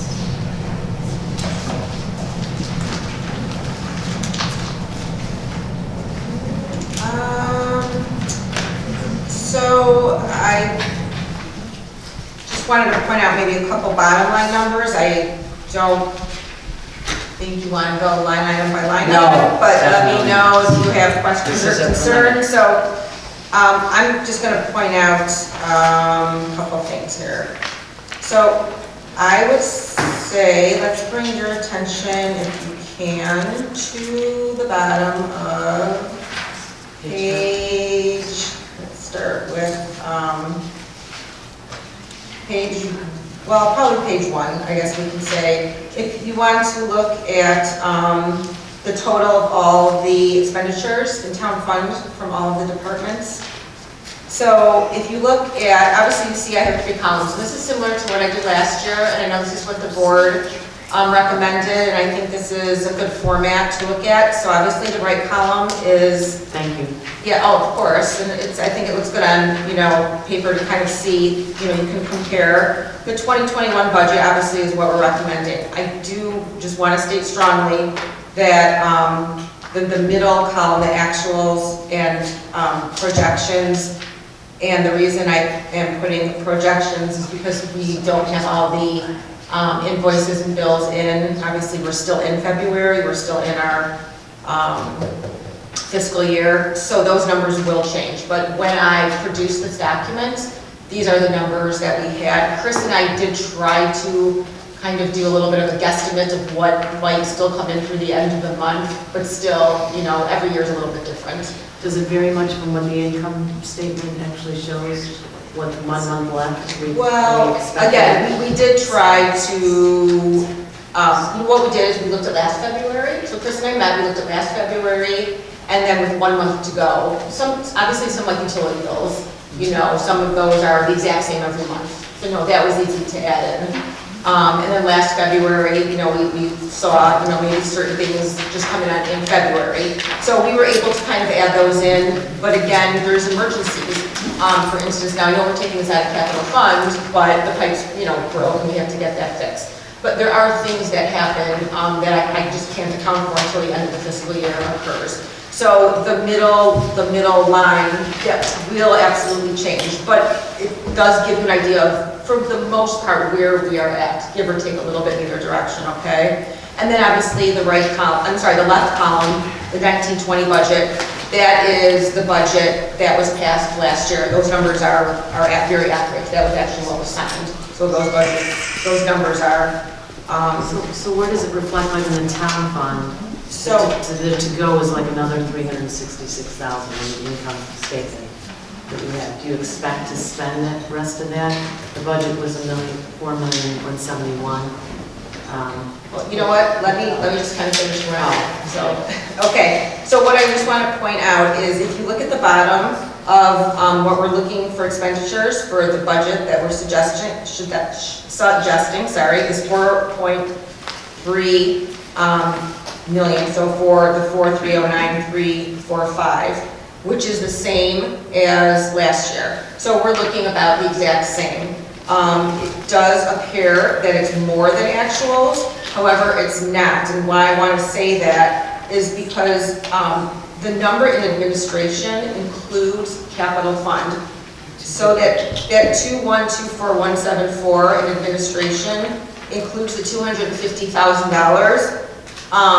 If you take that out, administration is $1,874,174. The reason I don't like to count that, the capital fund, because I don't have control in lowering that. When you guys want me to, try to really work with the numbers, try to, right. Well, and also it's not counted as portion. It's not counted, but it is, I did work with Chris, and this is really how he feels that we need to show it in the numbers. But obviously we only spent 84 or 85,000 in capital fund. So if you look at my actuals and you look at what I want to budget for next year, it really skews the numbers. If that was just a regular line item, obviously if my actuals were 85,000, then that number under my new budget would be 85,000, not 250,000. But I know every year we put in the 250,000 because that's 25. I'm sorry? I think it's 225, actually. 250,000. Well, I mean, it's 250. I take that it's 250 less whatever we spent. We spent like 17,000. Right, but the actual ordinance was 225. It's okay. I'm happy with 250, but I think it was 225. But anyways, go on. So he moved it to the bottom with the Main Street. Correct. So anyways, if you take that out, what we're asking, again, some of this will change, what we're asking for undertown fund is 1.8 million. And that brings this down, I'm not sure what that is, so the bottom line number. 1.8, I'm sorry, where's one? I'm sorry? You said what we're asking for is 1.8. Well, that's an admin. So An admin. if you take out capital fund, 4,309, 345, then it's 4 million and some change, which is under actuals and under last year's budget. So we were able to lower what we're asking in both those columns. This is a very short summary. The other thing I just wanted to bring to your attention, if you want to flip to GA quickly, which starts on page 8.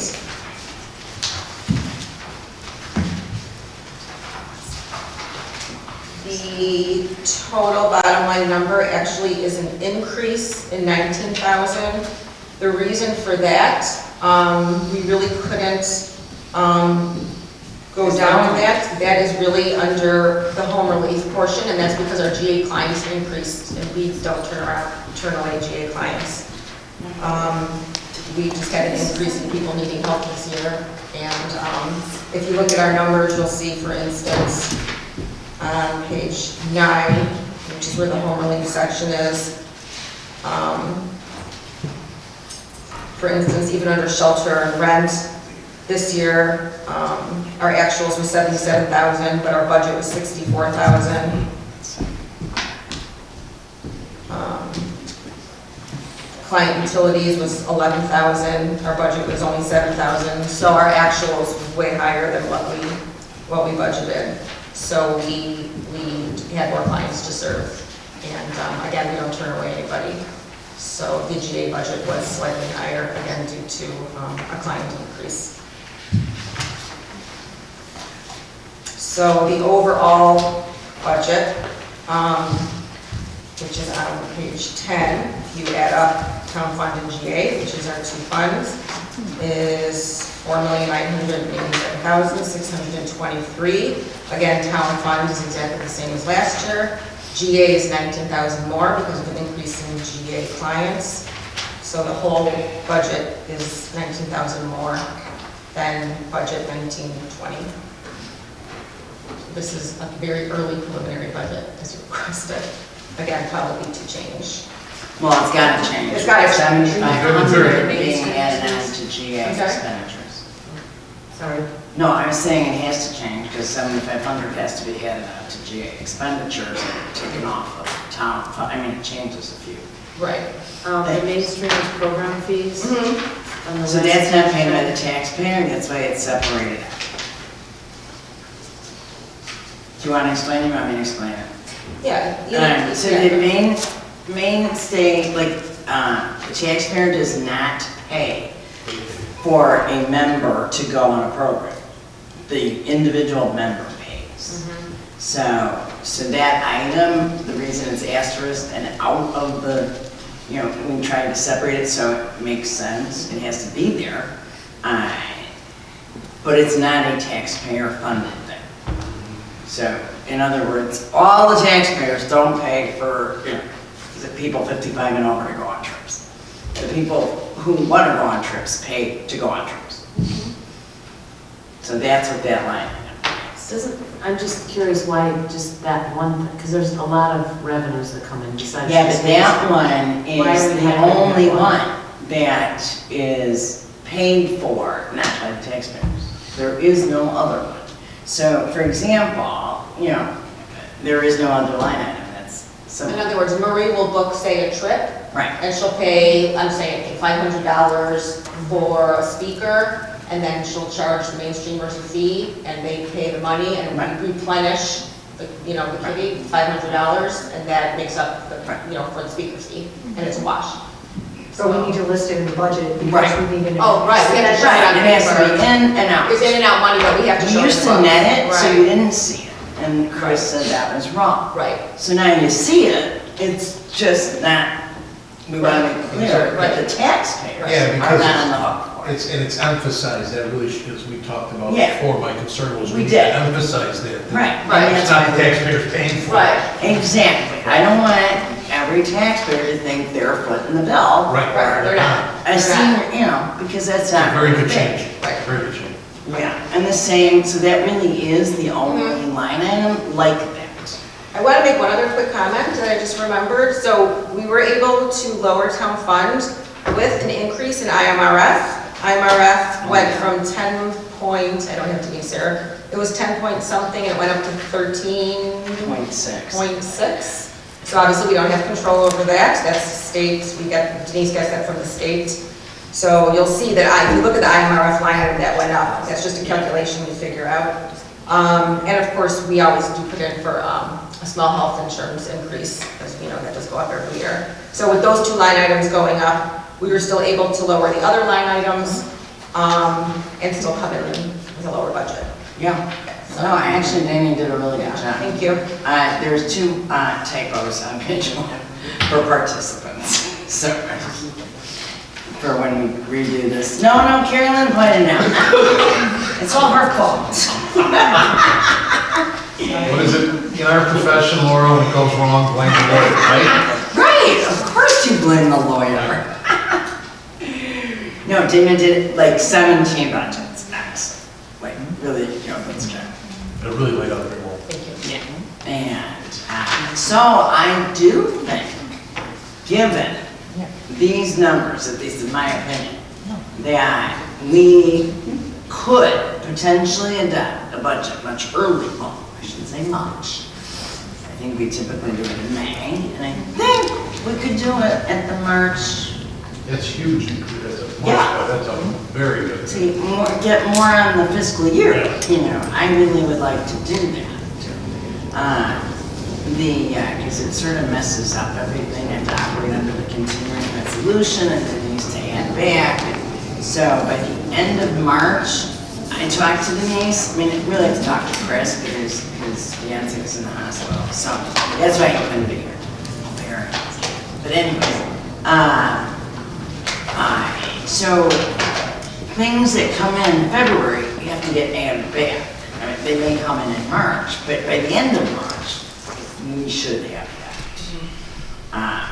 Denise wasn't quite so sure we would, but I think we should, because we'll have the financial statement. Right. And we should have the preliminary audit. Right. Which. Doing the next week or two, so. Right. Should be fine. So I'll have, we'll be giving want to that shoot yeah. for March with the idea that if we have to, it'll be April. But I'd like to shoot for the regular March meeting, especially because it's a week late. I think we can get it done. I do too. And just to remind everybody, that's March 31st. So we do have a full extra week. So we should be good. Oh shit. Oh shoot. No, wait, hang on. Because we have to post it before. Oh, 30 days before. Yeah. Oh, ooh. Good thing we have a lawyer. So hang on. March 31st, yeah, it's July. We'd either have to have a special. But we already have an annual town meeting, we can't do it then. So it has to be April? If it means, in my opinion, if it means getting it on track for March, that's a really good. But we can't, we've already passed the deadline. It has to be posted 30 days prior. 30 days prior. Clerk's office. And the meeting is March 31st. And the 30 days in the, before the April meeting is March 30th. Right. So, yeah, it's really kind of, yeah. Unless tonight you just determine it's the tentative budget. Oh, we could do that. Because you can't take final action on an item that's on the agenda, but this isn't going to be final action. Right, that's true. Just because of the tentative budget. You can, but this is more like a worksheet. It's not even like a budget. No. But if you use Does these it matter? figures and put them in the The figures, figures, they don't have to okay. see the actual form, as long Okay. as these are the figures and they approve them. I could do And they that. can still change Okay. the budget hearing. That's fine. I forgot about the 30 days. So if you want to shoot for March 31st, we got to do that. That's the only way to do it. Or have yet another meeting after the annual town meeting. Trust me, that's. Don't we have to go through our current budget and do the line item transfers and figure out where we stand? Because I know, just looking at the, our monthly budget numbers, I was told by Chris we don't need to do that. As long as it's in the same fund, if you read the law, it's in the same fund. It did not need to actually be approved. Because we're still under, The 10%. we're over in some line items Yeah, and we're way over under in many others. So if you're within the 10%, you don't have to do the rest. Are we within the 10%? Yes. Oh, yeah. Yes. Oh, okay, absolutely. Because I wanted to That's why ask we about did some Oh, yeah, categories, yeah, we're because fine. We are well within We're like, the 10%. what? Okay, so the food pantry changed so much because Because we got we way, moved it. well, we moved it and we also got more clients. Like, way. Because we budgeted 15,000 and we actually spent 15,000 and we spent 35,000.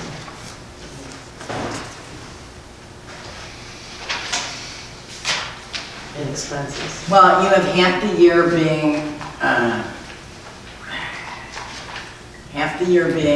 not in town fund, a portion of the year, because we didn't pass the budget until May, right?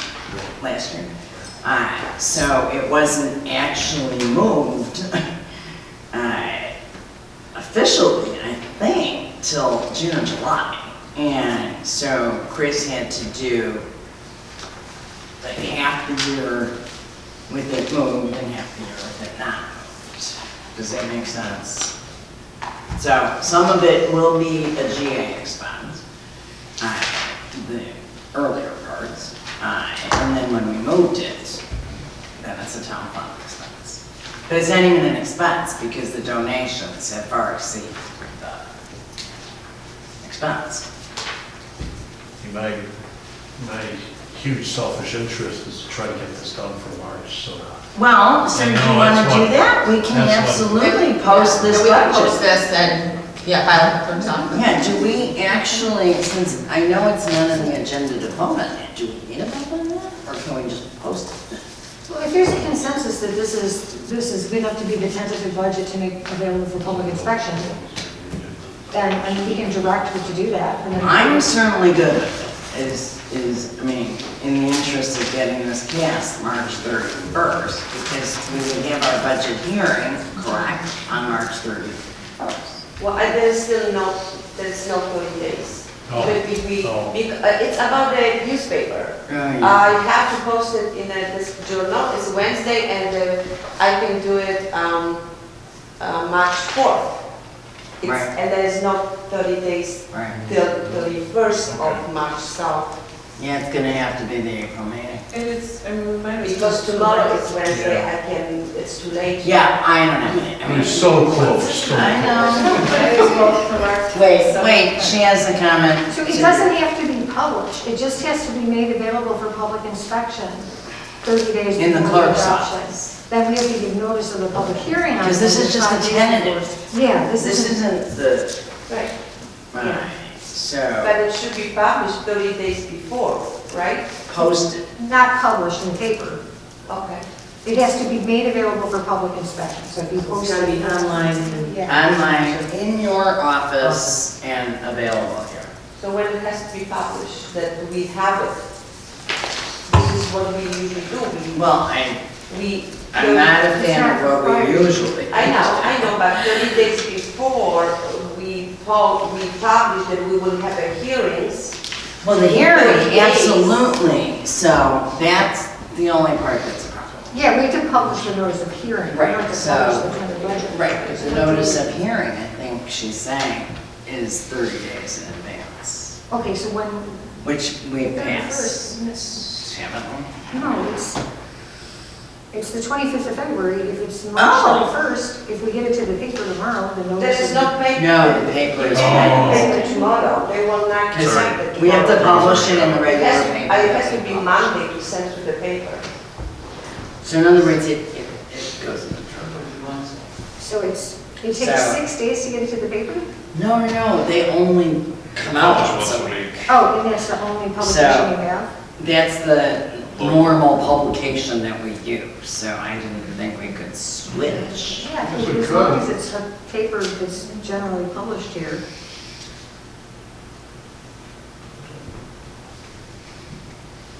So the problem with that is that the deadline has passed for the Pioneer Press, because that's Tuesday.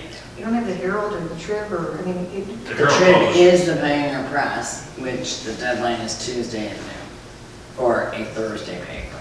I mean, the Chicago Tribune? I mean. Yeah, that would be the Park Ridge Advocate. No, doesn't the Chicago Tribune come out every day?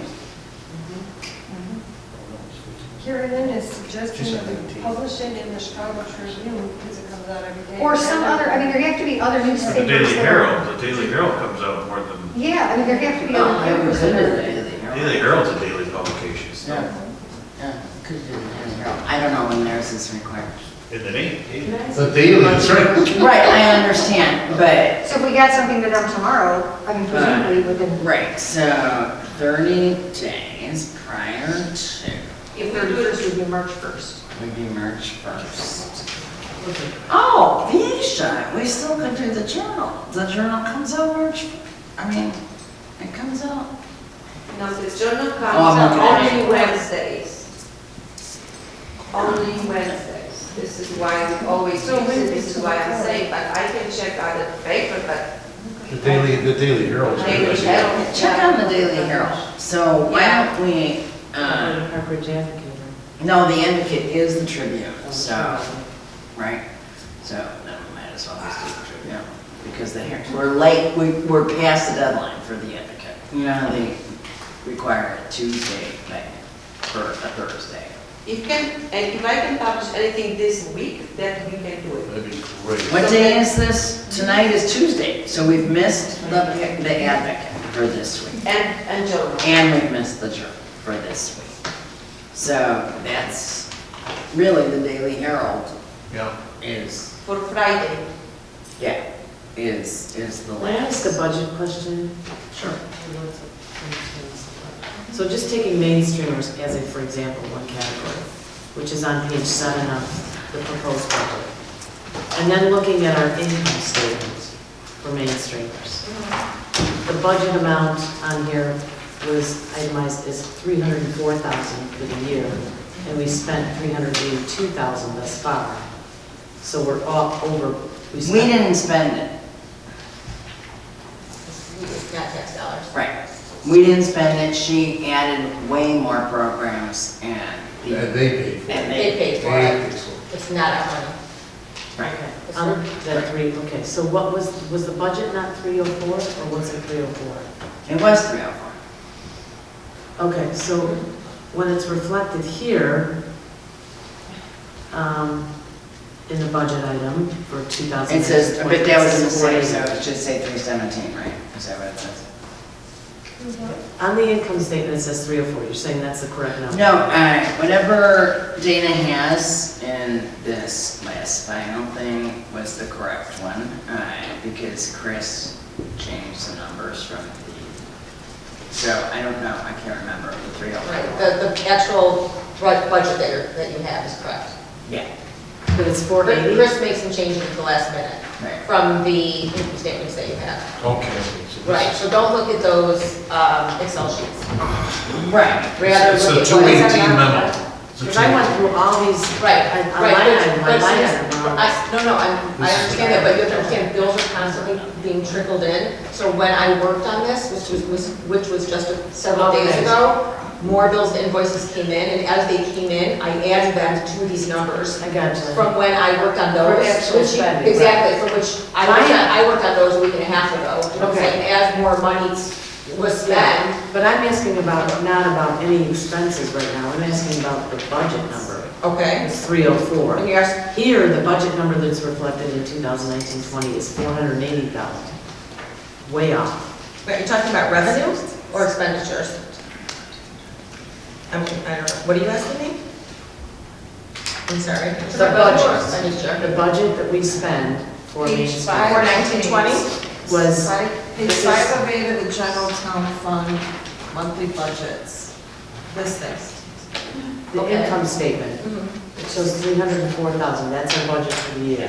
Okay. We spent over that, we spent 382 Right. as of when we got this, Okay. as of the end of January. Right. and we have 1 month to go in our fiscal year. Right. But our budget is 303 to 4. Here, it's showing that our budget in 2019 was 480,000 for mainstreamers. No, that's the total program. Right. That's the entire senior program, that's everything, it's every line item. Right. Let me see. So that's why I changed the title. This line item right here is just the mainstreamer, this is just the in and out money. This is the entire mainstreamer senior department. So the budget for the Okay, so year, this for is- all of the, this is not the budget for the year in these columns. The budget mainstreamers. for the entire senior department is right here. It was 304? No, it's 784. And the reason it's not reflected here is Okay, because 'cause Chris this- took out the mainstreamer line item, which is that in and out money. Oh, Okay. okay, so it is 784. 784. Okay, that's what I was Right. saying. It's called mainstreamers. Right, it's, we changed That's the why I name. changed So if you look on the new budget, the name is now called, what do we call it now? We changed the name. Didn't I change it to Mainstreamer program fees. Yeah, so that it wasn't, Right. like, it's so confusing Correct. to have the So whole it's got a new department name. named it plus a line. Correct. I anticipate the confusion. Because also, the title Senior and Adult Services is a bit redundant and wrong. Our accounting fees went up significantly too. Well, yes, I want to, okay, the accounting fees, also remember now, Chris is now coming 2 days a week. Right. And the money is being taken out of that line item. However, the salary line item decreased because Denise is no longer full-time. Right, So, okay. he was out. So then it decreased the health insurance. Right. But we still have to, account for 10%. And what is the category of miscellaneous admin that this, we budgeted $66 and we spent $10,000 on it? That was the salary study. Which was The salary studies in there? We didn't know where to take that, to be honest with you. And when we made the budget, we didn't plan on having a salary study. Right.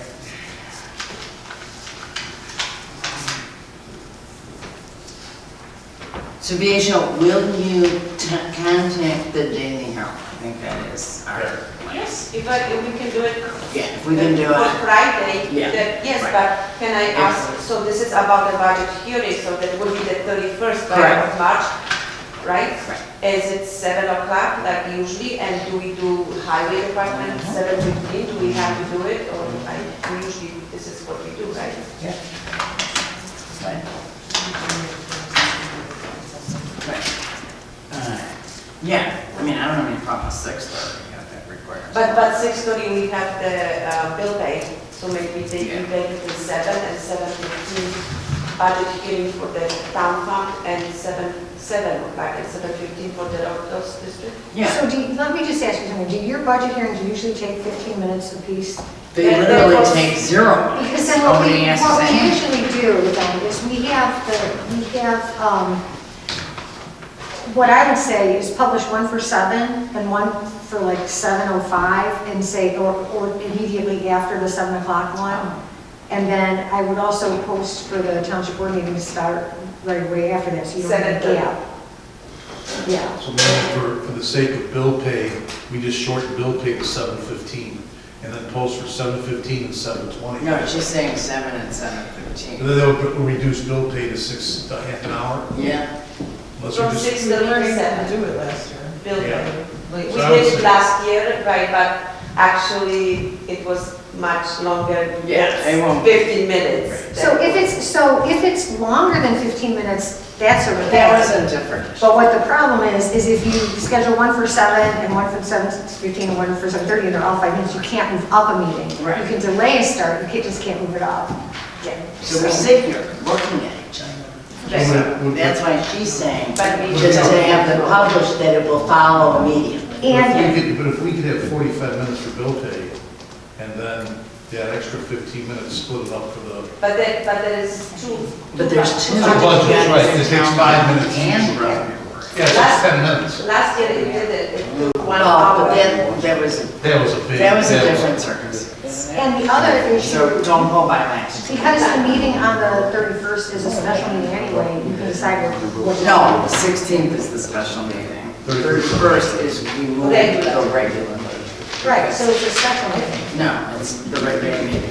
It's the regular meeting you schedule, so you. No, it wasn't We never rescheduled. rescheduled it, it was scheduled. So when we did Oh, when you replace set it, Yes, you're, okay, yes. I got it, I got it. So the 31st is a regular meeting that we accommodate.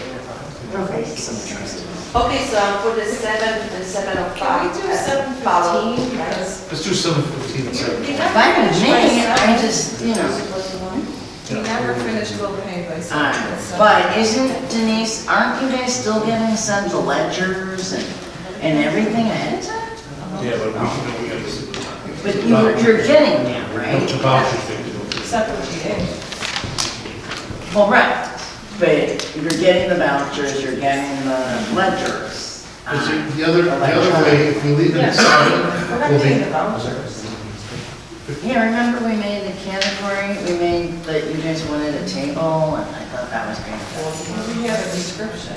Yeah. Yeah. Oh, But not a physical. if we leave it at 7, we jam up bill pay, and then we're all done with the special meeting, but with the budget by 7:15, and it's 15 minutes before the meeting, and nothing, so that's but why. that's why she's saying, like. Let's do it 7:15 To follow And it. 7:20, that would give us 45 minutes for bill pay, and right before the job. So, which is more important, bill pay or the budget? I mean, Well, that's not all we get to finish bill pay? Yeah, let's well, yeah, but it's to review them. I mean, it's, like I'm saying, if you could maybe, if you want to pass the budget in March, I'm just saying, maybe we can look at them a little bit ahead of time on the electronic version, and then we can all participate, you know. There is no electronic version of the bills. That's what we're looking at here. We look at the bills with the support here, there's no electronic version. So, yes, we get All we get is we get the ledger, Right. and there is a description column. That's Right. easy enough to review. We've been doing that. Right. We still don't finish by 7. And last year, there was a real stressor at 7 o'clock, because we were not finished, and you kept saying, we have to start, because we said we're starting at 7. Well, we were not finished. You guys just decide. It doesn't matter to me. I don't care. It's 7:15, so. Well, there's nothing to preclude the individual trustees from looking at. No, there isn't. That's certainly what I'm We saying. already had a special on March 16th. No, I'm No, just no, saying. no, she's come saying here there's and look nothing at to the bills. preclude if you want to come in. No, I know, but I can't come in early on the 31st. I'm already coming here on the 16th, and I'm gonna be out of town for one of those weekends. That is And 7:15. I'm on trial for another 3 I'm not days saying during the you should. week. I'm No, not, that's not right. I'm not saying, I'm offering that I could look at some bills earlier or something. Oh, okay. I'm So trying to let's make it easy. let's just do 7:15, I'm trying to- let's just do Whatever you 7:15 guys and want. 7. For the 7:15 and 7:20. 7:20? So you want to give 5 minutes for the budget hearing for I don't think the... that's right. Well, But it's it's not, not, it's it's not not, giving 5 minutes for the meeting. If Right. if it's posted for 7:05 and it lasts till 8 o'clock, it's So- fine. No, Yes. but they're saying to post it for 7:15. this is the What's same wrong? thing. It's fine, but No, I they understand. want to do 7:20 for road district. That's 5 minutes. Because, That's what I just suggested. yeah, Oh, okay, but then a budget hearing of 5 minutes. Because because if they just make a motion, no one wants to speak on it, and they adopt it, then you can go right away to your other one. If you post road district for 7:20 and they don't get till it's at 8 o'clock, that's fine. Okay, that's Right, so do we have to post the time at all? Can't we just say starts at 7:15 and we'll be immediately in this? Yeah, you can say Immediately following. Immediately found. But, yeah, I mean, you can do that. So that we don't have to, so Yes. that everybody's on notice, come at Yeah. 7:15. Yes. And then you have 45 minutes. That would be great. Okay, so we're gonna word the notice a little different. right, so We did. first would be. It's just 7:15, immediate, it's reception immediately following, And the next one, like a wedding. That's right, reception in the yeah, the I'm 31st. teasing, but yeah. So, bill pay 6:30, budget hearing 7:15, road district immediately following, general meeting. everybody's immediately following. So everybody's good with this? All right, then we will post this and try to get it in the Daily Herald. And Wally is ready with the, I'm sorry? Wally is ready with his budget too, yes? How am I? Someone better call Dawn. Thank you very much. Yeah, we may be passing one and not the other. Are you gonna report to the 7,500? Yeah. And what did you build in for salary changes? Because I know we lost some people again, but as far as, yeah, you factoring in the We increase factored in in- a 1.6 increase, but you won't really see an increase in there because we had so many salary changes. Actually, I think it still went down in a lot of the It went down, but departments. you're factoring in 1.6 1.6. increase, yeah. Right, based on I the think it's a cost cost of of living. living.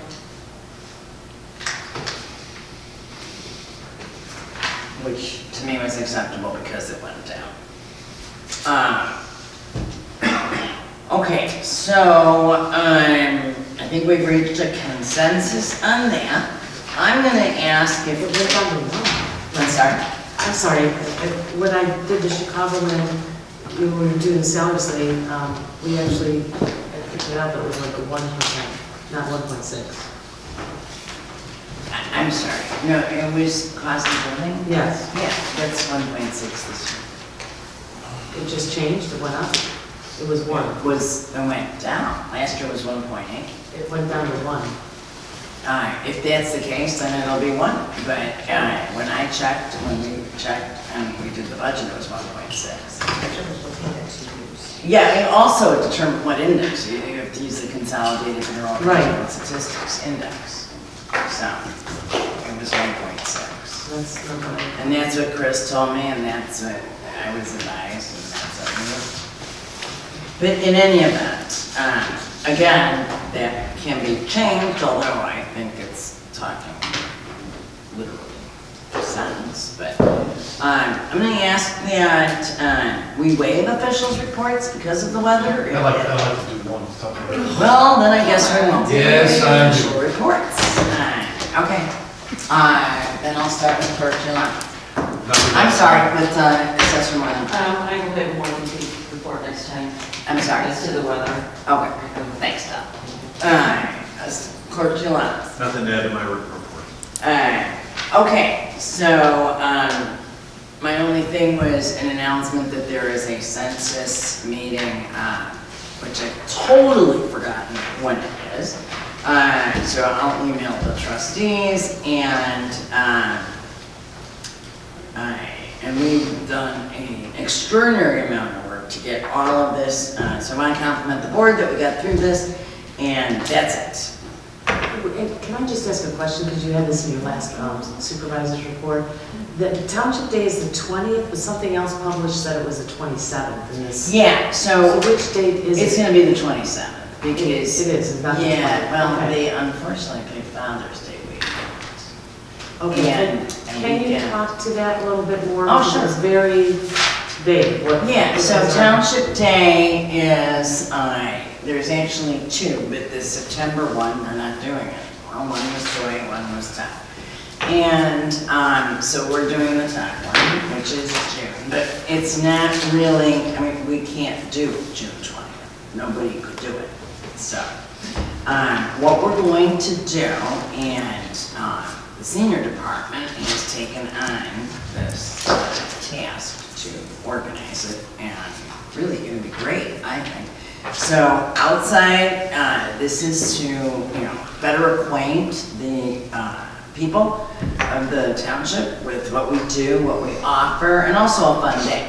The other reason that the 20th didn't work is Taste of Displays. So we won't get anybody, and there is no reason to compete with Taste of Displays. So what we are envisioning is an open house that would be 11 to 3 on Saturday the 27th, and outside there's going to be 2 or 3 tents.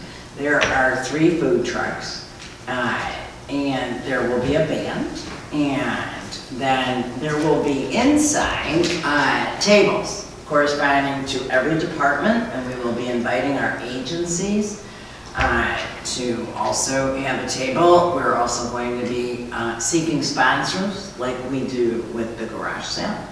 And we have the money in the budget for this, and I What think do you it's anticipate that to be? I'm sorry? I didn't see it itemized, that's what I was asking. Oh, no, I'm saying we have the money in last year's budget to do this. We haven't itemized it yet because all we've done is put down payments on the band. What do we expect it to be? So I think it's gonna be somewhere around $6,000 to $8,000. And so I expect that to be completely offset. And then, so they'll be doing, we'll steer them inside, they'll do a tour in here, everybody will give a be manning the tables from their departments and be giving out whatever they want to give out. We're going to give out, on behalf of the township, a black umbrella with the township logo on it. And we got a really good price, and it might be raining that day. So, it is basically, what's it called? Maine Fest. Yeah. So we're gonna use the advertising that Township Day gives, but we have to change the day. And we're not paying to advertise that, right? You had said before that. No, we'll put it in the, whatchamacallit, the Maine News. And I think that's the only place we're putting it. And then we're And then going. Toy advertises it, right? Toy advertises it for the 20, but we don't want to have it on the 20 because you won't have any people. Because the tasting displays is literally at the same time. So, and it's also Father's Day weekend. And 2 of 3 of the senior department couldn't be here. So, that's why, and the 27th was still early enough that people don't fly away for July. So that's why we propose moving that. Because otherwise after that, then it's just not happening. So that's it. Trustee Jones. I'll waive my report. Trustee McKenzie. I'll waive my report. Trustee Carbone. Thank Earl Wilson and Annette Austin for speaking today. The points were brought up that were very crucial, including the handling of money as fiduciaries. We hear you. And you see that we hear you both, and as you represent community interest. I also received emails regarding the abatement, demanding that the abatement happen. The board did do it and accomplished it. When it comes to our meetings, if you watch those tapes, Annette Austin had a very good point when it comes to those tapes. The meeting we had tonight should serve as an example as to how our meetings should be run with good civility and intelligent discussions back and forth on issues. I think it went very well. And again, we hear you and we thank you for those points. I also want to thank the Park Ridge Chamber of Commerce for an excellent dinner gala and how that contributes to our community, and also St. John Brevoff's gala. It was really wonderful to attend, and we thank them for all the good they do. Dr. Mike Palliser, who's on that board for the Park Ridge Chamber of Commerce, and staff were absolutely wonderful. It was a very warm event. And St. John Brevoff gala, I believe they gathered at least about 300 people, so it worked out really well. I thank them for helping our community. Trustee Smith. I too would like to thank both Earl and Annette Austin and for the comments. I'm thrilled that the abatement passed, and I hope that we can learn from this, and this is our second year of doing an abatement, which is very significant. So to see that we did a $2.4 million abatement is a big deal, because that goes back to the taxpayers. We're the only government body that I know of that actually does this. It's not a rebate, but it's an abatement, which means we halted the levy, what would have otherwise been taxed. And now that money does not get taken out of the taxpayer's pocket. So we have significant money in reserves, and we're spending that, and we're frugally trying to look at, where we can make cuts in the budget. And I think that, it all benefits the taxpayer. So I just want to thank the board for the consideration of the abatement numbers that I presented in reducing the town fund by $2 million and the general assistance fund by $413,000. Thank you. Okay, motion to adjourn. Second. And all in favor? Aye. Aye.